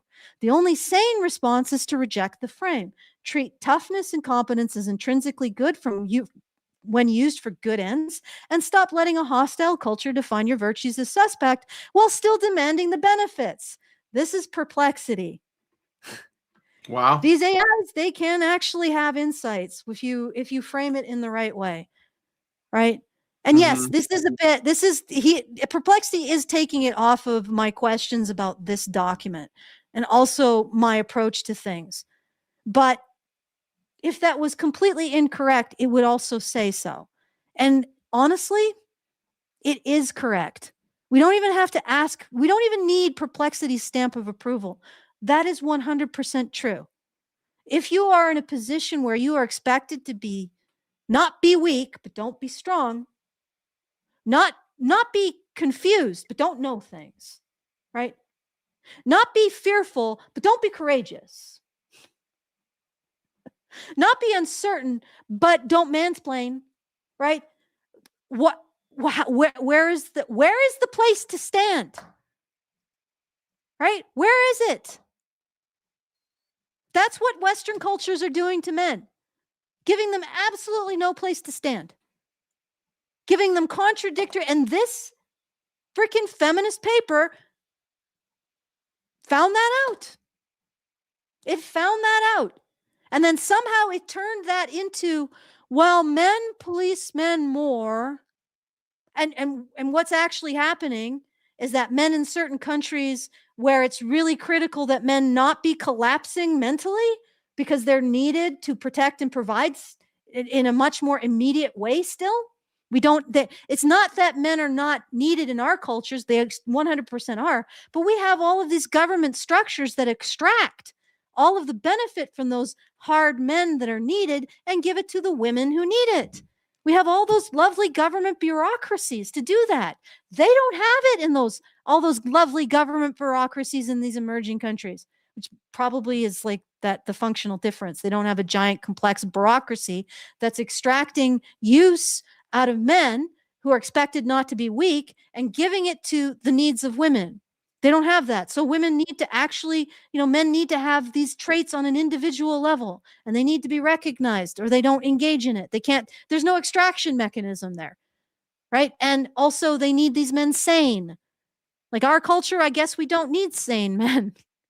We can just beat the shit out of them mentally and just hope for the best. Bold strategy. I wonder if it'll play out for us. But yeah, so they need sane men in these cultures because they're at the razor's edge of survival. They can't afford a whole bunch of guys who can't pull their weight. They can't afford this kind of very expensive messaging towards men. They can't afford it. So they don't do it. They say, yeah, you got to be stronger and we're going to recognize that you're stronger. As opposed to our system. I don't even think we can call it a system. It's just a series of parasitic loops. Looks very complex. Just like I'm sure a tapeworm looks very complex on an X-ray, but it really is just a simple thing. The only complexity is that it's inside a more complex organism. That's basically our society. It's a series of parasitic loops. But yeah. So how are men supposed to deal with this? All right. I have some thoughts on, and I mean, you guys can read this paper. I'm sure Brian linked it in the low bar. You can read it. And are you talking about the perplexity or the original article? The original article. Yeah. No, it's in there. It's in the description. Maybe Missy will come back and read that article and she'll come back with an actual argument. I have doubts. Yeah. Or this new person, Jill. I think it's Jill. Maybe this individual will come back with will read the paper as we have done and come back with an actual argument. No, they won't. Because get this, the people who wrote this paper are probably the smartest feminists in the room. I said feminists, not the smartest people in the room, the smartest feminists in the room. And the random commentators in our special channel are not even as smart as these people. And all of these people can do is a sophist shuck and jive when the data does not fit their framework. It just doesn't. All right, let me go into the let me bring up my final summations. Okay. What the paper actually shows. Manhood is described as earned and fragile, a social status that is hard to win, easy to lose, and must be proved repeatedly by action. Real men are made, not born. This is not a sex-based birthright. It is a precarious achievement role. Right? So men get a ticket into a precarious achievement role. They get a ticket to the deadly man race. Men are held to a stricter, more punitive rules. Rules for boys and men are stricter than rules for girls and women. Boys and men who violate rules face more rejection, bullying, and navigate negative evaluations and more censure and punishment from parents. And these are just these rules. What about the rules around domestic violence and sexual coercion, which just don't apply to women, apparently? Right? What about the rules around criminality, which apparently only apply to boys but not girls? What about the rules about sharing? Again, apparently apply to boys and not girls. And if you are going to apply all of these things asymmetrically, how can you complain that maybe men should be allowed to see themselves as stronger if they have to constantly demonstrate greater strength than women and girls? Boys and men who violate rules, okay. Men are put through a harsher behavioral filter than women. The core pattern, no weakness for men everywhere. Prescriptions, agency for men, competent, confident, independent, determined, courageous, communion for women, compassionate, warm, supportive, devoted. Proscriptions, weakness for men, weak, timid, fearful, dependent, insecure, dominance for women, bossy, dominant, arrogant. Across 62 countries, prescriptions vary, but proscriptions appear universal. Weakness is more strongly forbidden for men than for women in 59 of 52 countries. The size of this proscription double standard does not shrink in countries rated more equal by the Global Gender Gap Index. The one stable rule is men absolutely cannot be weak, even in the most gender equal societies. Remember I talked about at length in the last episode how women still, they don't let, men are still expected to occupy their traditional gender role? Yeah. Yeah. Who polices whom? In more gender equal countries, college women hold men and women to similar prescriptive rules. College men still rate agency as more desirable in men than communion in women. So men in college are actually recognizing that the results of holding men to a higher standard of strength means that men tend to be stronger. So that's a good thing for men to be. Whereas that's wrong, right? According to this framework. We have to hold men to a higher standard of strength. But if we say that it's good for men to be strong, no, that's not right. The size of this prescriptive double standard does not, okay. For prescriptions, both sexes almost universally want men to avoid weakness, more strongly than they want women to avoid dominance, with no robust participant gender interaction. Men slightly outpace women in endorsing male agency in high global gender gap index countries, but everyone polices male weakness more than female dominance. This was the primary finding. How the authors spin this is a cost of male privilege. This is the tap dance. They assert the stricter rules for men reflect the higher social status that men versus women enjoy. Not men that fail to earn it, though. So, like I said, they're trying to make the idea that aristocrats police the expression of their class mean that men have a higher standard. But aristocrats police the expression of their class not among other aristocrats, but among peasants, which is the outgroup. And men do not police the expressions of their class among women. So this is fundamentally flawed. Okay. Mm-hmm. They write that membership in the higher status gender group gives men respect and influence, but these advantages come with a cost. Yes, earning them. Stricter boundary policing, making manhood harder won, easier loss, assiduous policing, functions to protect men's privileged status and justify their advantaged social position, but not against women, against other men. So it's not, in plain language, they look at a system that gang presses men into higher stakes tournament. You can't be weak or you'll be severely punished, and reinterpret the selection process as the maintenance cost of pre-existing male privilege, not as the mechanism that produces men's status and competencies at all. Like, so they're just saying that the deadly man race is useless. Right? We don't need to do it. We don't need to run it. We don't need the competencies that result in it. In fact, there are no competencies result. There's nothing good that comes of it. It's just an excuse to exclude women from pinning gold stars on each other at the end. The global gender. Okay, so I already covered this one. Where ideology trips over their own data, they downplay the strongest result. They clearly find strong, near universal support for men must not be weak, with no meaningful moderation by global gender gap index or participant gender. Yet they center a much weaker, inconsistent prescriptive effect, men's agency versus women's communion, as the key double standard and treat the proscription result as background. So the key double standard here is that non-Western countries recognize that when men are held to a standard of strength, it's good that they actually become strong or are strong, right? That's a good thing. Men being strong is a good thing. And when we hold them to a higher standard of strength, men being strong is a good thing, right? Whereas in Western countries, we hold men to a higher standard of strength. Don't be weak, men. But we don't recognize men being strong as good. And that's a double standard that harms women. Yep. Maybe we all need a moment to just process that. And yet, and in order to focus that, they just ignore. It's just like they have this huge finding, this gigantic double standard throughout all of humanity that they studied, that men cannot be weak. And that's even worse for men to be weak than women to be strong, right? This huge double standard, prescriptive double standard that men labor under, and they just ignore it. They're just like, oh yeah, that's for a later date. Somebody else has to figure out what to do with that.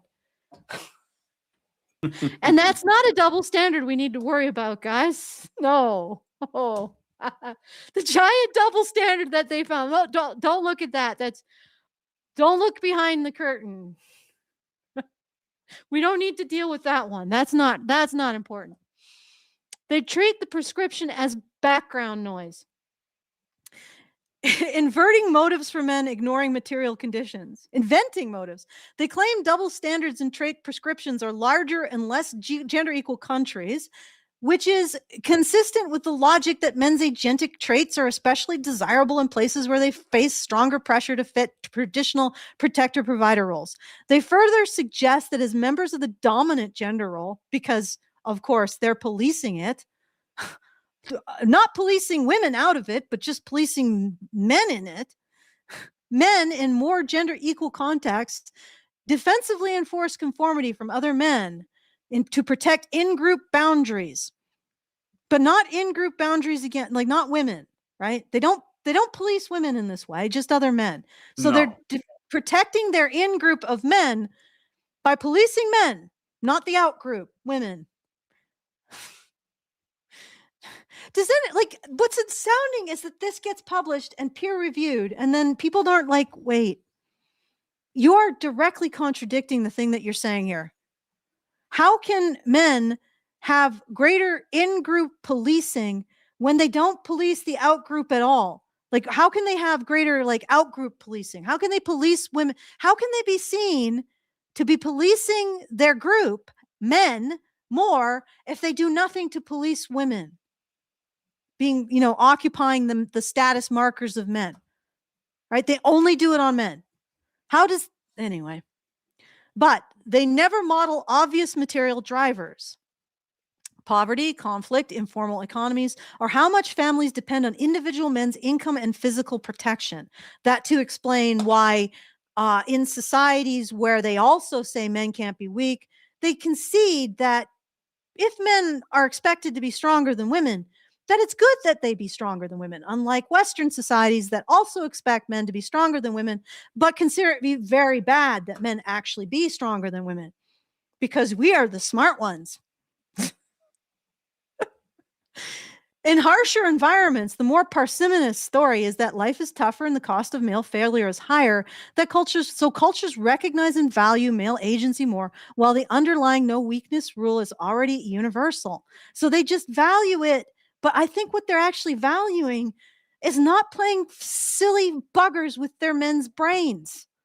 Like we're okay with that. We're all like sitting on piles of cash and comfortable surroundings. So we're just like, yeah, let's play a little game of gaslighting with our men. Let's just gaslight the fuck out of them. Let's just do that. Wow, it's gonna be funny. Yep. And they're like, no, we don't want to do that because we want our men functional. No, thank you. Maybe that's why a lot of these places are like kicking us out. No, it's so, like even Afghani women, if you can believe it, they were like, they when we were when the U.S. and Canada, because we were part of that, when we were occupying Afghanistan, they were saying, can we, also help our men? Can you do something for them as well? And we were like, no, just gaslighting and mental fuckery for those bastards. Maybe that's one of the reasons why women were like, just, you know what, fuck off. We'll take the burqas. Okay, so I got a Rumble rant, or not. Sure, go ahead. Rant. I got I'm almost done. a super chow. I meant to say from Laptop 215 for 5, and he says the fact that people are trying to argue you, albeit weakly, is a good sign. It means you're making some inways into the public consciousness. Thank you, Laptop. Thanks. I agree. All right. So I'm getting to the end. It's not much more. All right. Okay. And then at the end, I'm also going to be talking about how we push back mentally on this bullshit. I mean, we're already doing that, right? Yeah. We're already learning to be machines here. But how you push back against the ridiculous gaslighting as a man. Assuming dominant group policing without evidence. The only place the data show men doing more policing men than women is on male agency prescriptions and high global gender gap index contexts. So everybody's policing men, women included, and they don't address that at all. Right?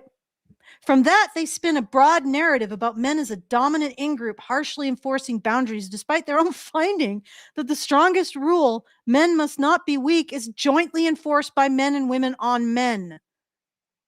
Right? So they just skirt around the giant elephant in the room, and it's so giant, like you got like, I don't know, a foot of room, and they're just like, oh, look, there's the mouse. That's the big thing that we need to focus on. Found the mouse.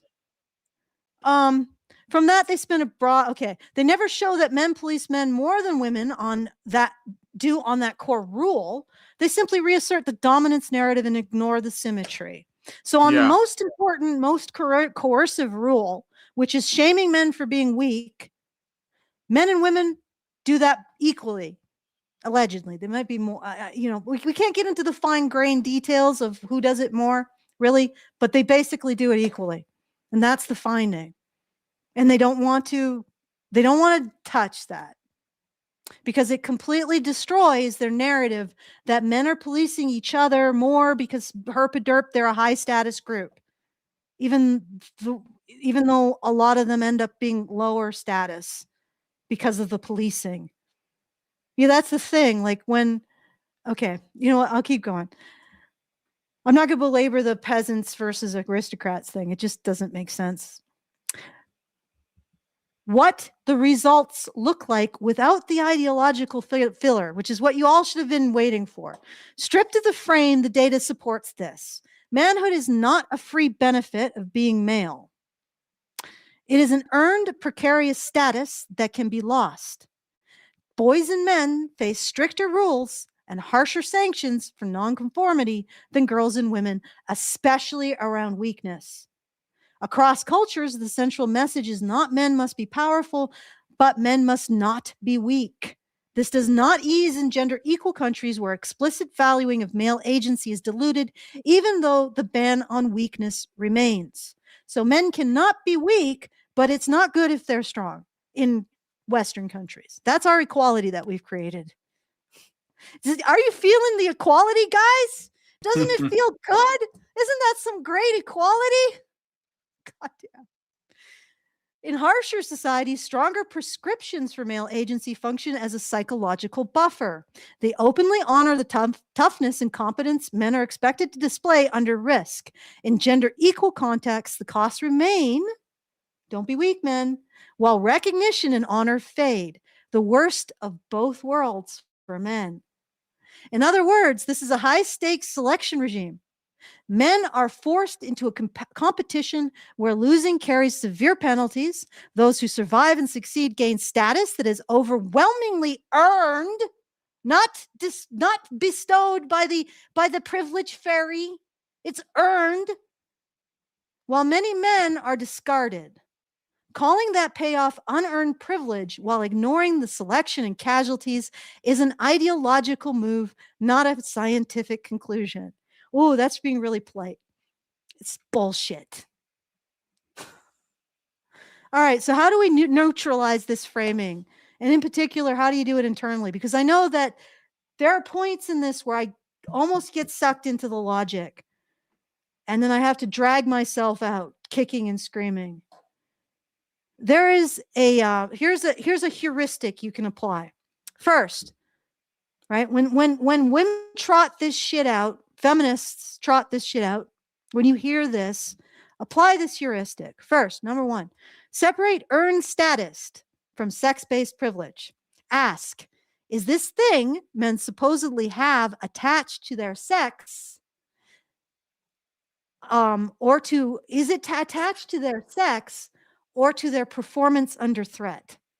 So if somebody trots out male privilege, ask yourself, is this something I just get by virtue of being a man, or do I have to earn it, often under considerable stakes?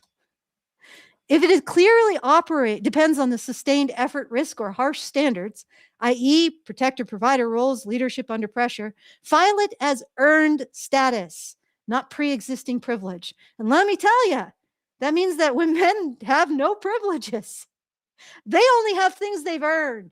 And I think that's the point. Always ask, at what cost? Whenever you see claims of male advantage, force yourself to list the associated costs: risk of injury, death, social disposability, legal burdens, emotional suppression, sanctions for weakness.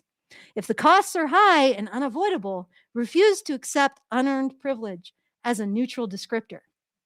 Okay? Yoink. Oh, no, that's not yoink. That's yeet. Yeet. Yoink is what you're trying to do with your self-esteem, or at least maybe self-esteem is the wrong word. Trying to do with your sense of peace, inner peace. Yoink it back from this bullshit. 3, check whether the metric is one-sided. When you hear more equal country, ask what's being measured. Is it something like global gender gap index that only registers women's disadvantages? Remember, male burdens literally do not exist in that number. Do not let your moral intuitions be steered by one-sided gauge. I've called this for years orphan statistics. Statistics that only look at the situation for women in terms of victimhood and only look at the situation for men in terms of villainy or perpetration. Yeah. Always make sure whatever statistics, if a feminist comes at you with 257 billion% of women are raped in a single moment every instance on the universe, just say, well, what's the rate for men? And if she doesn't come out back with anything, say, well, that's an orphan statistic. Yoink. No. Yoink. No. Yeet. I'll get those two eventually. Okay, flip the sexes and see if the story would be called oppression. Take their pattern and imagine it applied to women. Women must not show weakness in 95% of countries, and this doesn't ease with equality. Women must constantly prove womanhood under threat of expulsion. Oh, also, women can't be weak, but they also can't, it's not good for women to be strong. Women can't be uncertain, but they can't seem to know too much. Women can't be fearful, but they also shouldn't be brave. If we made women walk this line, feminism would explode. And it would be like a nuclear bomb in human history of like they would just be you could just imagine this gigantic explosion of incoherent hysterical screeching that reaches Pluto. It's like you see like a bunch of aliens in their ship out in like the Oort cloud, right? And they're just like, whoa, what the hell was that? It would be feminists reacting to if this double standard was applied to women. Okay. Women must constantly prove womanhood under threat of expulsion. If everyone would call that oppression or exploitation of women, but cost of privilege for men, treat the original framing as ideological, not factual. Okay, I got 7 of these and we're on 5. 5, treat men as privileged as a hypothesis, not a law. At this point, I don't even think you need to treat it as a hypothesis, but if it helps you keep in a state of cool detachment, then do so. When you see circular moves, men have power because patriarchy exists because men have power. Label them mentally as story, not explanation, and a very convenient circular story as well. Yes. Ask what evidence would falsify the claim. If nothing could, downgrade it to dogma. You're going to be doing a lot of downgrading to dogma. Just practice a kind of a yeet kind of move. The next time somebody tries to bring this shit to you, just follow this Yeet heuristic. is getting rid of it, and yoink is taking it. So just look at it that way. Yeet. Okay, anchor your own narrative in reciprocity. Replace men are guilty, women are owed with men and women owe each other for different kinds of risk and labor. That's if you need to go, you're dealing with some black pill stuff, right? If you need to step away from that, then women can, essentially this is judge women by their behavior and extend protection and provision based on that, right? If they are good women, perhaps they deserve your protection and provision if they are willing to be grateful for it, right? But that's entirely your choice. Remind yourself regularly, men have paid heavily for the roles that they fill. Acknowledging that cost is basic honesty, not betrayal of women. Yes. Yeah, right? It's not betrayal of women. And a lot of men struggle with this, right? They think that understanding these things and integrating them in their life means that they're going to be betraying women or not caring about women. I think it's almost impossible to make men not care about women. I mean, women have really pushed it to the point where I don't think it's that men don't care about women. It's just that they're distancing themselves from it, right? More than anything. So it's really hard to make men not care about women. And I think a lot of this is self-protective for men because they're concerned that they will stop caring about women. It's unlikely to happen. It's like I say, saying that you care about women is like male feminists are constantly self-stimming over stuff like that. Oh, we care about women. Yeah, that's the baseline, dude. Right? Yeah. Caring about women, most men do. Okay? It's like sort of built into the beast. So really the point is don't worry about that. Worry about making sure that the women you care about are worth it. Yep. Notice, why are you jumping? I've never attacked you and you're like jumping every time I put my head fits down. Notice I'm being a little bit, it's because she attacked me today. I'm a little salty. Notice when guilt is being used as a control tactic. If an argument leaves men with total responsibility and no legitimate way to be good, except through endless atonement, flag it as a manipulative frame, not a moral truth. Consciously withdraw your emotional buy-in. I can evaluate evidence and ethics without accepting inherited guilt. Used consistently, these checks make it harder for pre-existing male privilege story to hijack your understanding. You're not denying that men must sometimes misuse power. Okay, and this is just for the guys who are worried that, oh my God, you're allowing men to be evil. No, nobody's saying that men aren't capable of doing this stuff. We're saying women are also capable of doing it and do it a lot. That's it. Yes. Right. And this manipulation is wrong. One of the big, and also this freaking study is trying to make men policing men, which is the basis of the justice system and all the protections that women enjoy, even from their own violence, the violence of other women, as a bad thing. No. You're refusing a framework that erases male sacrifice and treats any earned status under threat as an original sin. Okay, so those are the 7 things you have to ask yourself when someone comes at you with any allegation of male privilege, especially based on this piece of shit that we just read. Okay. All right, Brian, do you want to add anything to that? No, I think you covered it. I mean, it's pretty in depth. I guess I would just say, like, another thing I think you should be asking yourself is, why are they doing this? Like, what do they want? I know they want to make money, and I know they want to get power, but what would be another side effect of them if they got their way? If they were like able to say, we got to defeat patriarchy by essentially like removing men's gender roles too. Like, patriarchy hurts men too. Like, how would they see that addressed? And what does that look like? And do we want that? That's all. I would just pose it, out there for you guys to think about. So I saw somebody said in the chat. Well, let me see where it says here. Did somebody take it down? Oh no, here we go. Murder of Crow says, seems like the average man is in a Mexican standoff with masculinity on one side and women and their feminists on the other. I don't see it that way. Like, masculinity is not your enemy. That's what I'm saying. Like, don't let these people create the framing of what masculinity is. Don't let anybody do that. Okay? But you know what it is. It's in you. It's inside of you instinctively. And there's nothing wrong with it.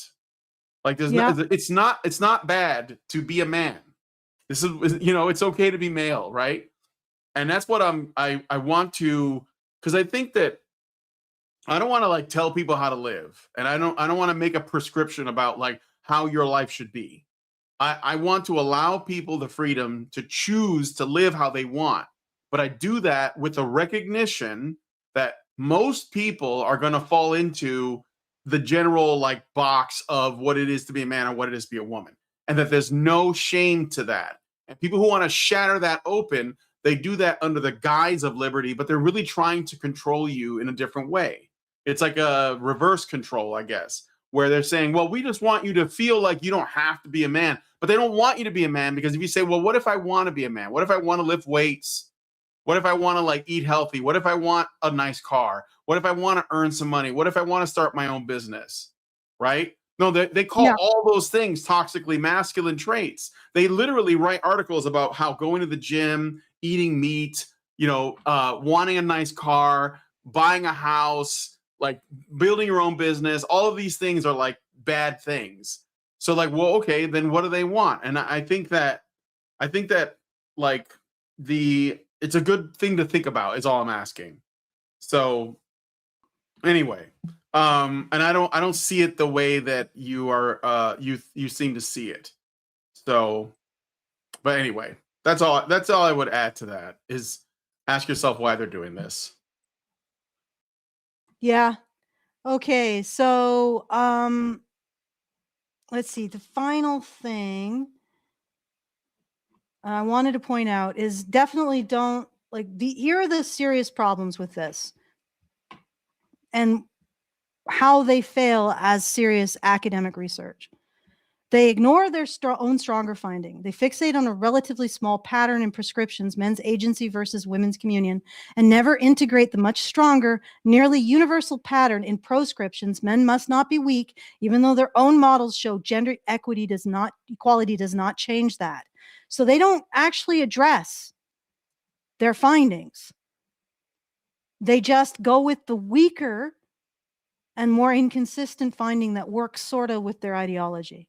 Motives assumed, alternatives ignore. They automatically interpret men's higher endorsement of male agency as a defensive move to protect dominance and in-group boundaries, rather than considering non-pathologizing explanations. For example, men knowing from experience that other men need to be competent and agentic for things to work, especially under high expectations.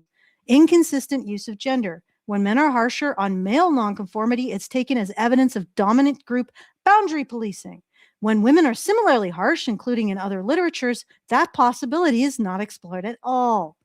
Admitting the theory doesn't actually fit the data. They concede that the defensive response to equalities theory story cannot illuminate why participant gender does not interact with gender equality for prescriptions like men cannot be weak. But instead of re-examining the dominance in-group premise, they just park it. Thus must await further investigation. Herp-a-derp. This is bad science. This is phenomenally bad science, and it is a perfect example of all of the science. Like this is not like you could pull. I mean, honestly, this is not the worst. Some of the worst is the female semiotics of the water lily, the feminist semiotics of the water lily. But this is not the worst. But it is. If you just randomly pull out a bit of feminist scholarship, you will find stuff just like this. And I see Nick Redding is in the chat. I think he left. Yeah. Apparently he's still upset because we're crypto feminists or something. Sure. Okay, so I've come up with a formula. As Allison has rented a second house, the likelihood that some good will happen for men approaches 1. Well, actually, the Badger Cave was purchased like 10 years ago now. And it did actually underwrite the International Conference for Men's Issues 2019, so it could be in a hotel, which I didn't get to go to because I was stopped at the border because probably I'm on a blacklist with Homeland Security. So, yeah, I mean, you can bitch and whine about what we are or aren't doing, but we have done a lot of in-person stuff, and we continue to do in-person stuff. But unfortunately, there's a lot of forces arrayed against us doing it. But, and if you want to take part in any kind of activism that is taking action in terms of men's issues, we're going to be putting on another event in Calgary this year in September. So, mark September down on your calendars, probably the first week, and get out there and we'll have the discussion and we'll talk about how we can go forward in public with men's issues. All right. So there you go. Remember, guys, first week, September, mark it on your calendars. If you want to start making this more public and bringing it into the real world, then, start planning to come and take part. All right. So I'm going to hand that back to Brian. All right. Are we? Yeah, I have nothing left to say. All right. Complete. Well, yeah, no problem. If you guys like this video, please hit like, subscribe if you're not already subscribed. What's going on with my thing here? Okay. Hit the bell for notifications. Leave us a comment. Let us know what you guys think about what we discussed on the show today. And please share this video because sharing is caring. Thank you guys so much for coming on today's episode of Maintaining Frame. And we will talk to you all in the next one. Men's rights activists are machines, dude. Okay? They are literal machines. They are talking point machines. They are impossible to fucking deal with, especially if you have like a couple dudes who have good memory on top of that too. Holy shit, you're fucked.